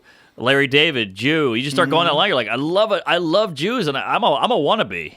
You want to be Jew? Yeah, oh, yeah. Norman sounds Jewish. You think? Kind of could sneak it in. I'll take it because look, I grew up in a predominantly black neighborhood, so I was the white guy. Well, so if you find yourself a nice Jewish lady, then you can convert. And then your kids Yeah. will be Jewish. Yeah. Because the mother determines the religion That's of the true. kids. It's like balding. Yeah. That's on the mom's side. Yeah. Wow, that's not even a joke. It's just true. true. Yeah. Yeah. But Jews had a little flavor. They had something. They had a history. They're oppressed, and Yep. as the white guy, you're just like, I'm the token boring nerd. Well, also they have a history of fantastic success. Yes. You stop and think about all the Nobel Prize winners that happen to be European Jews. It's crazy. And back when they were shit on, Yeah. they still won all that shit. Well, the numbers of like European Jews that have invented things and won awards, and the other thing is that they stick to themselves. So like when people stick Right. to themselves, they get discriminated That's against. true. You know, there's a lot. That's a weird thing that happens when you've created. A friend of mine described it really well. He said you create a walled garden and other people can't get in, and they automatically hate those inside the walled garden, even though they don't really hate you. Right. One of the things they hate is that they can't be there. Right. Not to mention that we're chosen. So you kind of Yeah. go, oh, well, you're chosen. I'm not chosen. What the fuck? Yeah, he was talking about just one of the things about comics, about groups of comics, that when you get a great group of really funny guys and they hang out together, or girls or whatever, that sometimes they get hate from people on the outside because yeah. they wish they had that going on. Right. And so they get angry and they snipe at it. And I think if you see like any kind of real like strong Bond. loyal unity. Yes. And the Jews have a very loyal unity. I agree, but it would look bad if other groups did it. You know, if other groups were like, you can only marry a white guy to your Right, daughter, right. then you'd be like, Jesus, what's up with Rogan? But Right, when but they you say do that it, to your son, you need to get it. marry a Jewish girl. Yeah. Yeah. Find yourself a nice Jewish girl because they want the religion to pass on. They want to keep going. Yeah, You're allowed to do that, right? That's weird. that is weird. If That other is groups weird. did it, Yeah. it'd be very frowned upon. Well, if Muslims do it, you let it slide. You go, That's I don't wanna true, say too. Shit. That's I don't true, wanna say too, shit. yeah. I'll just let it go. I think the weirder you look, the more it's okay. Yeah, but if you're a Christian, you say, I want my son to marry a Christian girl. People are like, come on, Dad, let it go. Yeah, right? Jesus Christ. Are you happy the kid's in love? Exactly. Does she have to be a Christian? Just because you are? Really? Let him be his own fucking man, Pops. Also, what's crazy about Jews is they're so prominent. We talk about them a lot. They're around. You know them. They're 6% of the country. 6%. Very small number. Very small. And look at all the progress and the work they've done for 6%. And look at all that puppeteering, pulling all those strings at CNN and Yeah. Hollywood. And Dr. Seuss apparently was made cartoons in opposition of anti-Semitism. Ah, you son damn. of a bitch. Man. You don't know what you're talking about. I'm taking down every dead guy. he got some shit for making some very racial cartoons about Japanese and Japanese Americans, but then apparently that's what Horton Hears a Who is about. Oh. It's almost like an apology for it, I guess. Oh, okay. Interesting. That's why I'm but just how trying do to read through it real quick. You know what's really weird? Watching old Bugs Bunnies. Oh, it's crazy, huh? The Japanese racism? About, Japanese, like, yeah. Oh, my God. The black stuff is weird. He'll do blackface, and he's like, "Hey, and all that shit. It's crazy.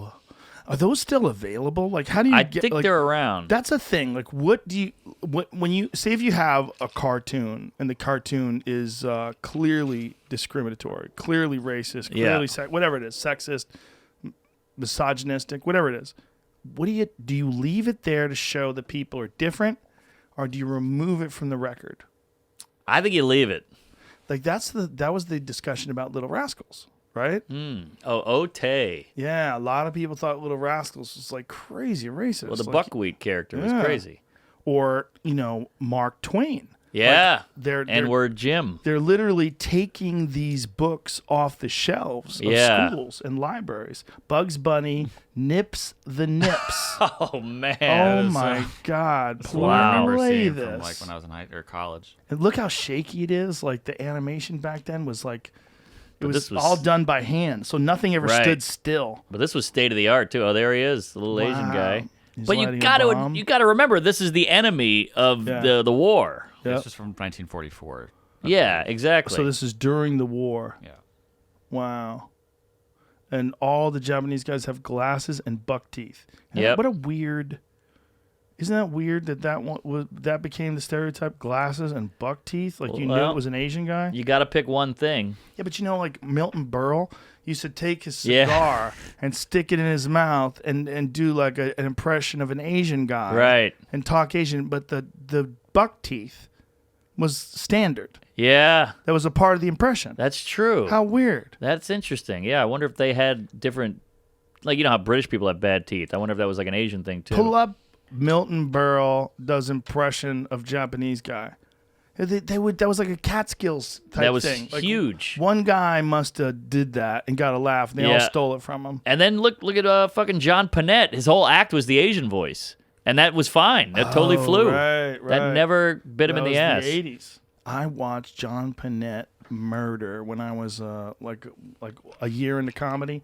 I was living in Boston. This a Japanese guy. That guy wasn't Japanese. No, that guy was That's Sicilian. just karate. Right. Guy's just doing judo.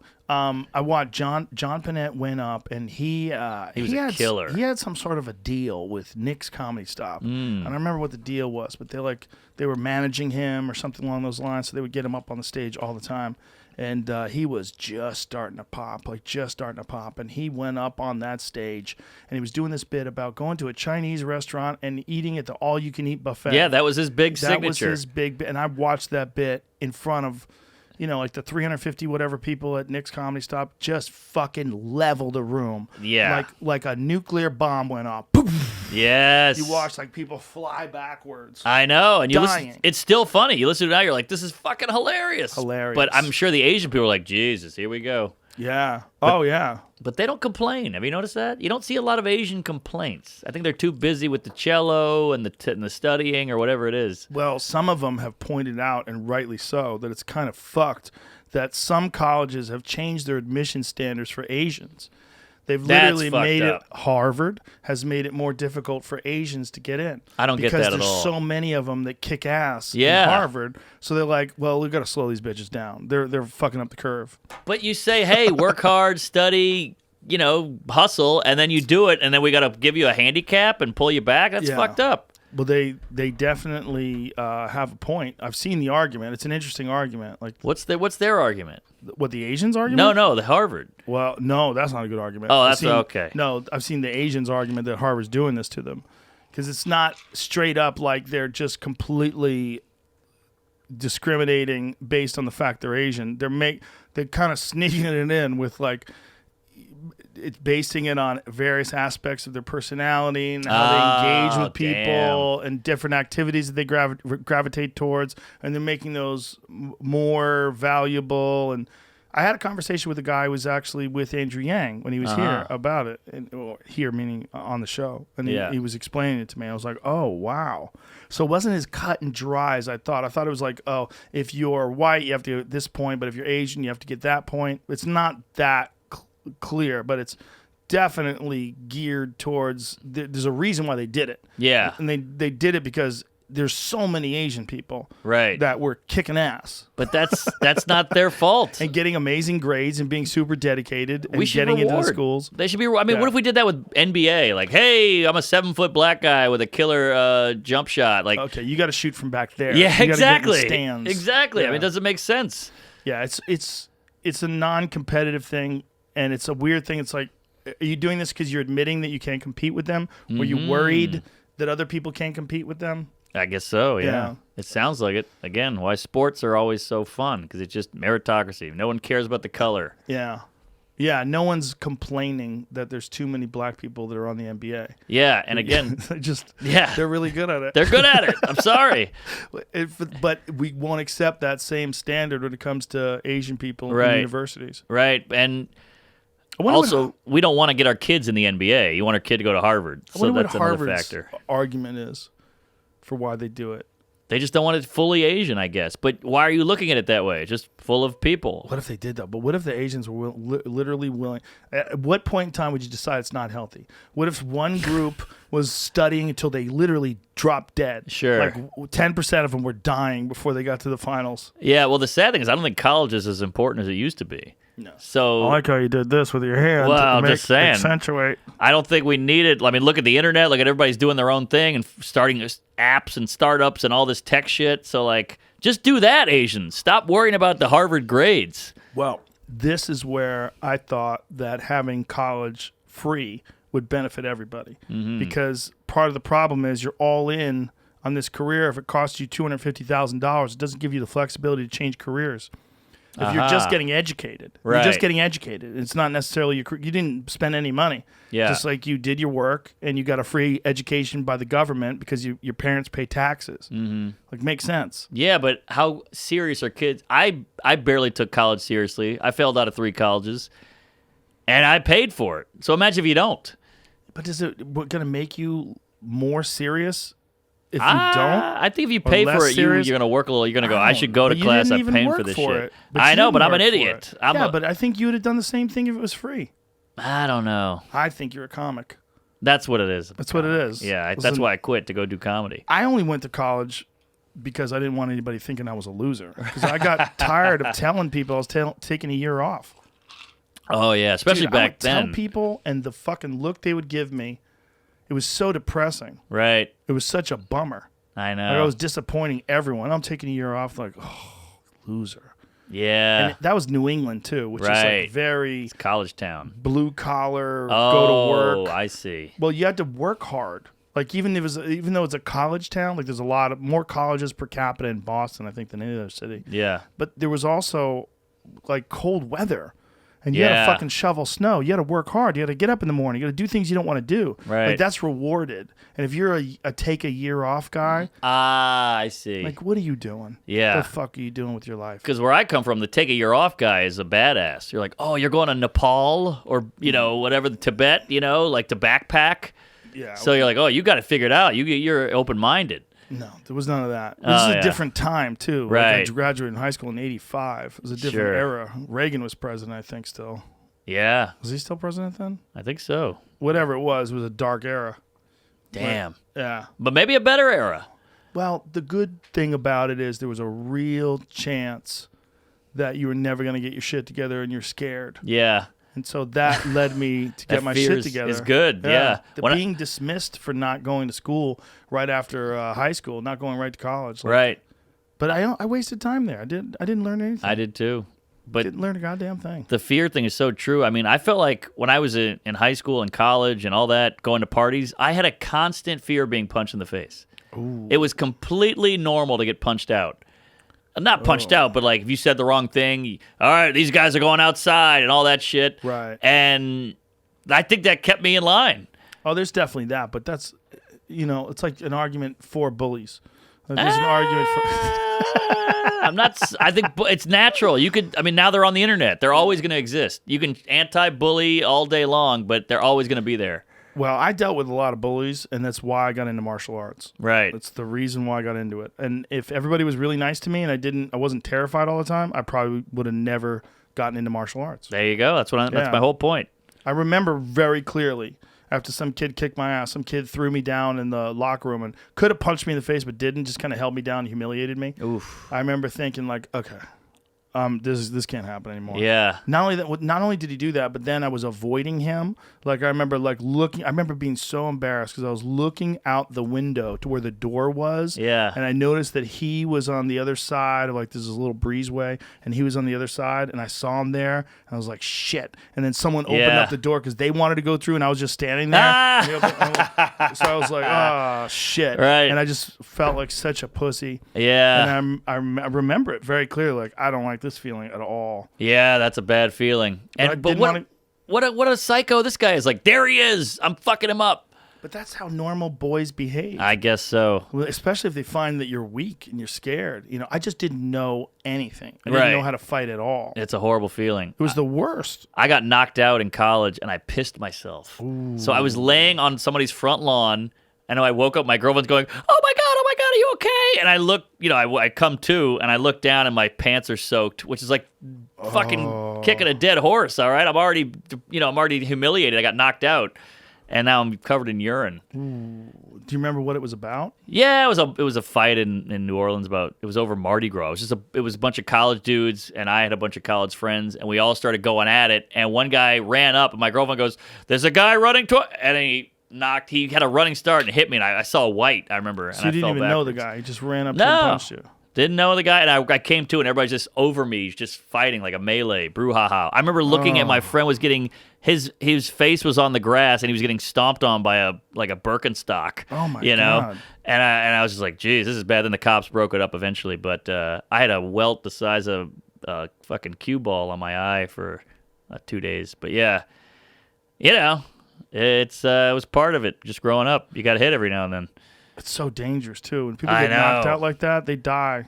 It happens often. I was lucky to be on a lawn. Yeah. Oh, for sure. Yeah. For sure. If you were on the concrete, that could have been the end. Yeah, And that happens to people. They don't even think twice about it. I know. Then you think, you have daughters, right? Yeah. Aren't you kind of glad that somebody's not going to eat? They're not going to get beat up. But you hope they get beat up by a guy. You know? Ugh. Guys beat women up, man. I mean, we're not girls. Like the physical vulnerability that a woman feels when she's around some really aggressive, shitty man has got to be. That's got to be horrible, man. Especially if you're intimate with this person. Right. Now this person's hitting you. That's crazy. It's crazy. It's I crazy. know. I could never do it. I could never I'm not saying I'm some saint, but I could never punch a lady. It's just my brain wouldn't go that way. You ever have a girl punch you? Oh yeah. How many? I don't know, 1 or 2, I mean, I think women are wired that way. Like you step on their foot and they're like, "Hey!" and they hit you. Really? Yeah, I mean that's just they hit you in the shoulder or something. You ever go take a good swing at your face? Never had that. I had stuff thrown at me. Like a vase or a plate. Whoa, a vase. Oh yeah. Vase can fuck you up. Yeah, I dodged it. It was a girl throw. But but no, it was you get heated. I get it, but hitting a lady's crazy. Imagine balling up your fist and hitting a broad. Some guy said to me, "Do you know that most domestic violence is woman against men? Did you know that?" Some guy. I did not know that. And I go, "You know why you know that? Because you're a bitch." What are you talking about? You worried about girls beating you up? Right. Are you worried about a girl beating you up? Are you worried about a girl raping you and maybe No. beating you to death? What are you saying to me? Yeah. What are you saying to me? The men are the real victims? No, when men beat up women, they die. Sure. Men can kill women with their bare hands. There's a difference, right? There's man, there's woman. There's a spectrum, clearly, but generally speaking, men are more dangerous and violent than women. Yeah. Right? Kind of, we all agree on that. I agree, but women will kill you slowly. They'll kill your soul. Well, you always watch these killer women, on True TV, and it's they put antifreeze in the guy's oatmeal every day for 6 years, and he eventually croaks, and they can't figure out why. That was that HBO autopsy show. Yes. Michael Baden. Yes. Remember that? They would catch people doing things like that. I love that oh shit. Oh my God! She slowly poisoned him with arsenic. Yes. There was one where a woman slowly killed a guy, and she put it in his aspirin bottle. So it was a full bottle of aspirin. She put one cyanide pill or whatever it was. So she had to wait all those years for him to have enough headaches to take the right pill. How fucking methodical is that? What a fun time for her. I know. Every day. Is today the day? This could be it. Jim's I got gonna a croak. headache. Well, honey, we still have some aspirin. Yeah. He goes into the bathroom and she just sits there and waits to hear the screams. Exactly. See his mouth foaming. She's like, yeah, my number came in. I know, that's wild. And then they took She aspirin off starts the screaming shelf. at him. You fuck! I waited for this day for years. I know. Imagine you're dying. You can't believe it's your wife that did this to you, and you think about all the mean shit that you ever said to your wife, and you realize she's been storing it up inside. And wait for you to suck down that one lone cyanide pill. And if she's really gangster, she drops it in there and shakes it up so it gets to the bottom. Oh my Makes God. that pill. Oh, Let's wait a while. you scared me, Joe. Let's wait a while. That's a bit. Let's wait a while for Tom to kick the bucket. Yeah. Ugh. Well, one of my friends was murdered by his wife. Come Phil on. Hartman. Phil Hartman. Oh, that's right. Yeah. As a wife that I tried to get him to leave. Really? Oh, yeah. Damn. Yeah. I was telling him, bro, you gotta get divorced. Yeah. She was mean to him, like mean to him publicly, like make fun of him and like in a way that like you could see bothered him. She would talk about like her ex-boyfriends that they used to, they used to have pickup trucks. My ex-boyfriends had pickup trucks. Like I love trucks. Like Whoa. like weird shit. Like just make them uncomfortable. Like, Yeah. they had a bad relationship.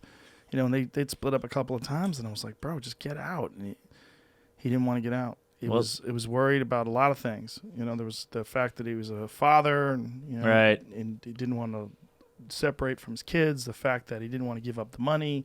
The fact that he had a sort of a reputation of being this family man. Right. He was this guy. Divorce is scary. Like I'm scared of marriage. My gal's pushing it, but How hard? it's getting a little tense. Thinking about breaking up with her? No, she's a great gal, but I'm just saying I'm scared because I'm only just scared of divorce. Yeah. Because you change, you grow, you move on, whatever it is, and I don't like that blemish of a divorce, even though it's not a big deal, and I'm overreacting, but I don't know. It's a legal complication. Yeah. In a lot of ways. And this is it's coming from someone who's happily married. Yeah, There's a thing that you're doing where you're saying we're going to bring other people into this. Mm-hmm. Like even though this is a romantic bond between two people that just enjoy each other's company. Yes. We're going to make this a legal thing involving the state and laws. Yes. We're going to have laws and lawyers. Yeah. We're going to draft paperwork, and there's going to be revisions and reviews. We're going to go back and forth with this stuff until we get it right. Like, sounds romantic. or you could have no prenuptial agreement and take the ultimate risk that when in the heat of battle, when you fucking hate each other, Yeah. and you want to break away, then you're going to be cool with each other and work this out amicably. Oh boy. Oh boy, then you're going to be like that fucking guy who's trying to get money from from Kelly Clarkson. Yeah, exactly. You're going to ask for ridiculous amounts of money because if you start at 10 and you really want 10, you're not going to get 10. No. You got to start at 30. Yeah. You got to scare the shit out of them. We're in for a long haul. Did you watch A Marriage Story? No. Oh, it's all about this. It's just a brutal divorce, and it's a nightmare. Who's in it? Adam Driver and Scarlett Johansson. Great movie. Great writing, great acting, but holy shit. It's just like the lawyers are going, well, what about that time you got drunk and dropped Timmy? And, I don't think she's fit to... And she's like, you told him about that? And they start crying in the car. Oh, it's fucking brutal. They have to. The lawyers Yeah. are going to battle. Because you got to win. My friend got divorced, and his ex drug it out for years on purpose to try to drain him financially. And she was not working, so he had to pay for her lawyer. Oh! So he's paying his legal fees for his lawyer. He's paying her legal fees for her lawyer. So he's paying for the army Yes. it gets worse. Paying for the army Psychological. and paying for the general of the army that's trying to take him down and ruin his life. Yeah. Here's how it gets worse. She knew that they were going to get divorced. Oh, So God. she decided to meet with a bunch of different lawyers, all the best lawyers in town. Yeah. So that those lawyers could never meet with him. Oh, man. So she specifically targeted the top lawyers, the top divorce lawyers in town, and sat with them and talked to them. And unbeknownst to them, because this all happened pre-internet days, Yeah. she would go to another one. Oh, my And God. she would go to another one. This woman needs a hobby. She did it for a while. Oh, Yeah. that's evil. Like, how could you go from this is the person I want to spend Gets my worse. life with and love, It gets and she worse. loves me? Gets worse. It gets worse. How could it? Here's how it gets worse. They've been divorced longer than they were married. And he's married now with a family. Yeah. The new wife, and he still pays her hundreds of thousands of dollars a year. And was he rich when he married her? And he had some. Well, he made money during the relationship. so you have to always pay Yeah. that level. Yeah. But they don't have a family. They don't have children. Oh, it's just God. marriage. So he fucked her so hard she can't work. Right. Like right. he's responsible for her whole life. That's It's cruel. crazy. It's crazy. It doesn't make any sense. Yeah. They've been divorced 14 years. They were married for 12. Wow. And he's still paying hundreds of thousands of dollars every year. Like, she can't work. He fucked me too hard. I can't work. You're scaring the shit out of me here. It's crazy. It's crazy. It's terrifying. But it was no prenuptial. He didn't have a prenup. And you're in California, which is a crazy state. Like, Right. California's like, you know, they look. There's an industry in, well, I don't care if it's the man or the woman, whoever you see with this Kelly Clarkson thing. It's not a matter of male or Yeah. female. It's who's got the money. Now, Right. You can think of it as my team. Yeah, girls, we got that one. Or guys can think of it like with Tom Arnold's. Yeah, one for the boys. You know who's winning? The fucking lawyers. the bro. lawyers are cleaning up. This was the thing that Phil Hartman said to me that got really crazy. I go, just give her half. He goes, it's not half. He goes, it's a fucking scam. It's 2/3 because the lawyer gets a third. And I was like, whoa. And he Holy was hell. doing really well then. Yeah, yeah. But he was doing really well for a guy who had really struggled his whole life. Yeah. He didn't get on Saturday Night Live until, I don't remember how old he was then, but he was like 46 when he was on news radio. Damn. So when I met him, you know, he was And such a protective talent. of his, so talented, but Yeah. he was very protective of his success. Yeah, yeah. And the money that he made was hard earned, you Right. know? Hard earned and came late in life, and he just, I mean, you start to get the hitman thing after a while. You know, you're like, I could just hire a person and finish this problem off. whether you do or don't, the real thing is that there's an industry designed to extract money from people that are going through an emotional and disturbing breakup. Yes. Right? And you have a legal bond. So the legal bond allows people that are good at it to manipulate this sort of discussion and accentuate the arguments. And I'm sure that was in that movie. Yeah, oh, yeah. They ramp up the fights, and Definitely. that's how you ramp up the money, and you Yep. ramp up this, and now you're going to war, and you're battling. And the longer you drag that war out, the more the lawyers get paid. I know. And you can see there's moments in the movie where he'll go up to her face to face, like, why are you doing this to me? What are you, crazy? We're human beings. And she's like, you live, you learn. That's life. And you're like, whoa, so you're buying into this shit. Yeah. That's what scares me is like people have that evil in them, and the lawyers will pull it out. Yeah. Because you don't want to lose, so you'll Well- do whatever it takes. I mean, it's like the right and the left. You see them fighting, and you're like, dude, we're all Americans. Hey, take it easy, everybody. But they just want to win. Like how you brought this back to politics. Ah, the right and the shit. left. I Good shouldn't job. do that. No, you did a good job. No, I'm just It's right. saying. It's true. But it's more intimate, right? It's obviously the emotions involved in the right and the left pale in comparison. The emotions involved in a Right. divorced couple. Totally. Some people get divorced and they're great. They're great friends. I know. They don't have a problem. Like, I got a buddy who got divorced. They both hugged it out, and now he's friends with her still. And she's got a new guy, and he's got a new girl, and everybody's fine. Yeah. It can happen that way too. But people vary so much personality wise. Like, I know. People don't want to lose. No, they're fucking people. A lot of people hate it. I know, but I think it's weird that a prenup is insulting. Why? I thought we were in love. Isn't that weird? That's an insult. Like, how could he say that? Or how could she say that? You're like, why? So why are you marrying me then? Here's the thing they'll say. It's pretty cut and dry. But here's the thing they'll say. You are not all in. Because you want a prenup. Right. So if this goes bad, you want to protect yourself and you want to save your money because your money is more important in this relationship. You're not all in. Yeah. I guess not. I guess I'm not all in. But here's where that's bullshit. You're not all in. Aha. Because if you were all in, you would know we're never getting divorced. So this doesn't even matter. Hey, nice spin, Rogo. Like that. That's good. I'm getting nervous about this show. I go on in half an hour. Oh, well, you'll be fine. We should wrap this up. I mean, I'm having a blast. And You got an opening act? How many opening acts? 2. I try to keep it limited. These guys that's put good. 19 people on the shows nowadays. Do you know the people that are opening for I you? don't. Ooh, I know it's could get a roll of rough. the dice, but You I might told want to stay the a guy. few minutes. You might want to avoid it. But I'd like to see what I'm up against hack-wise. Oh, that's true too. Yeah, but you don't want to watch too much of that. It's contagious. Not contagious, but It does. It really does. I can't watch if someone's bad. It makes me feel like there's no comedy. Comedy's not real. I know, because the audience is going, what the fuck is this? What kind of show is this? But there's a lot of good comics in Austin, so I would imagine that if they're smart enough to hire you, they're probably smart enough to hire some good local people. Oh, I appreciate it. There's a lot of good local people. Okay, yeah, well, it's so weird the club closed, because I didn't know this club was month to month. I thought they were killing it. It's like a legendary room. It's a legendary room, but it was going through COVID. Yeah. Nobody's getting through this and killing it. No, Yeah. except for the plexiglass guy. That's the one guy killing it. Plywood guy. Plywood guy, the heat lamp guy. Those guys are killing it. Pfizer. Guys who sell tents. So what? Did we invent the vaccine, or did it's know, coming out but of Belgium? England is working on it right now. Yeah, I'm like, They're on it. shit, I thought we had I mean, one. they're already shooting people up with it. I know. My Yeah. doctor took it.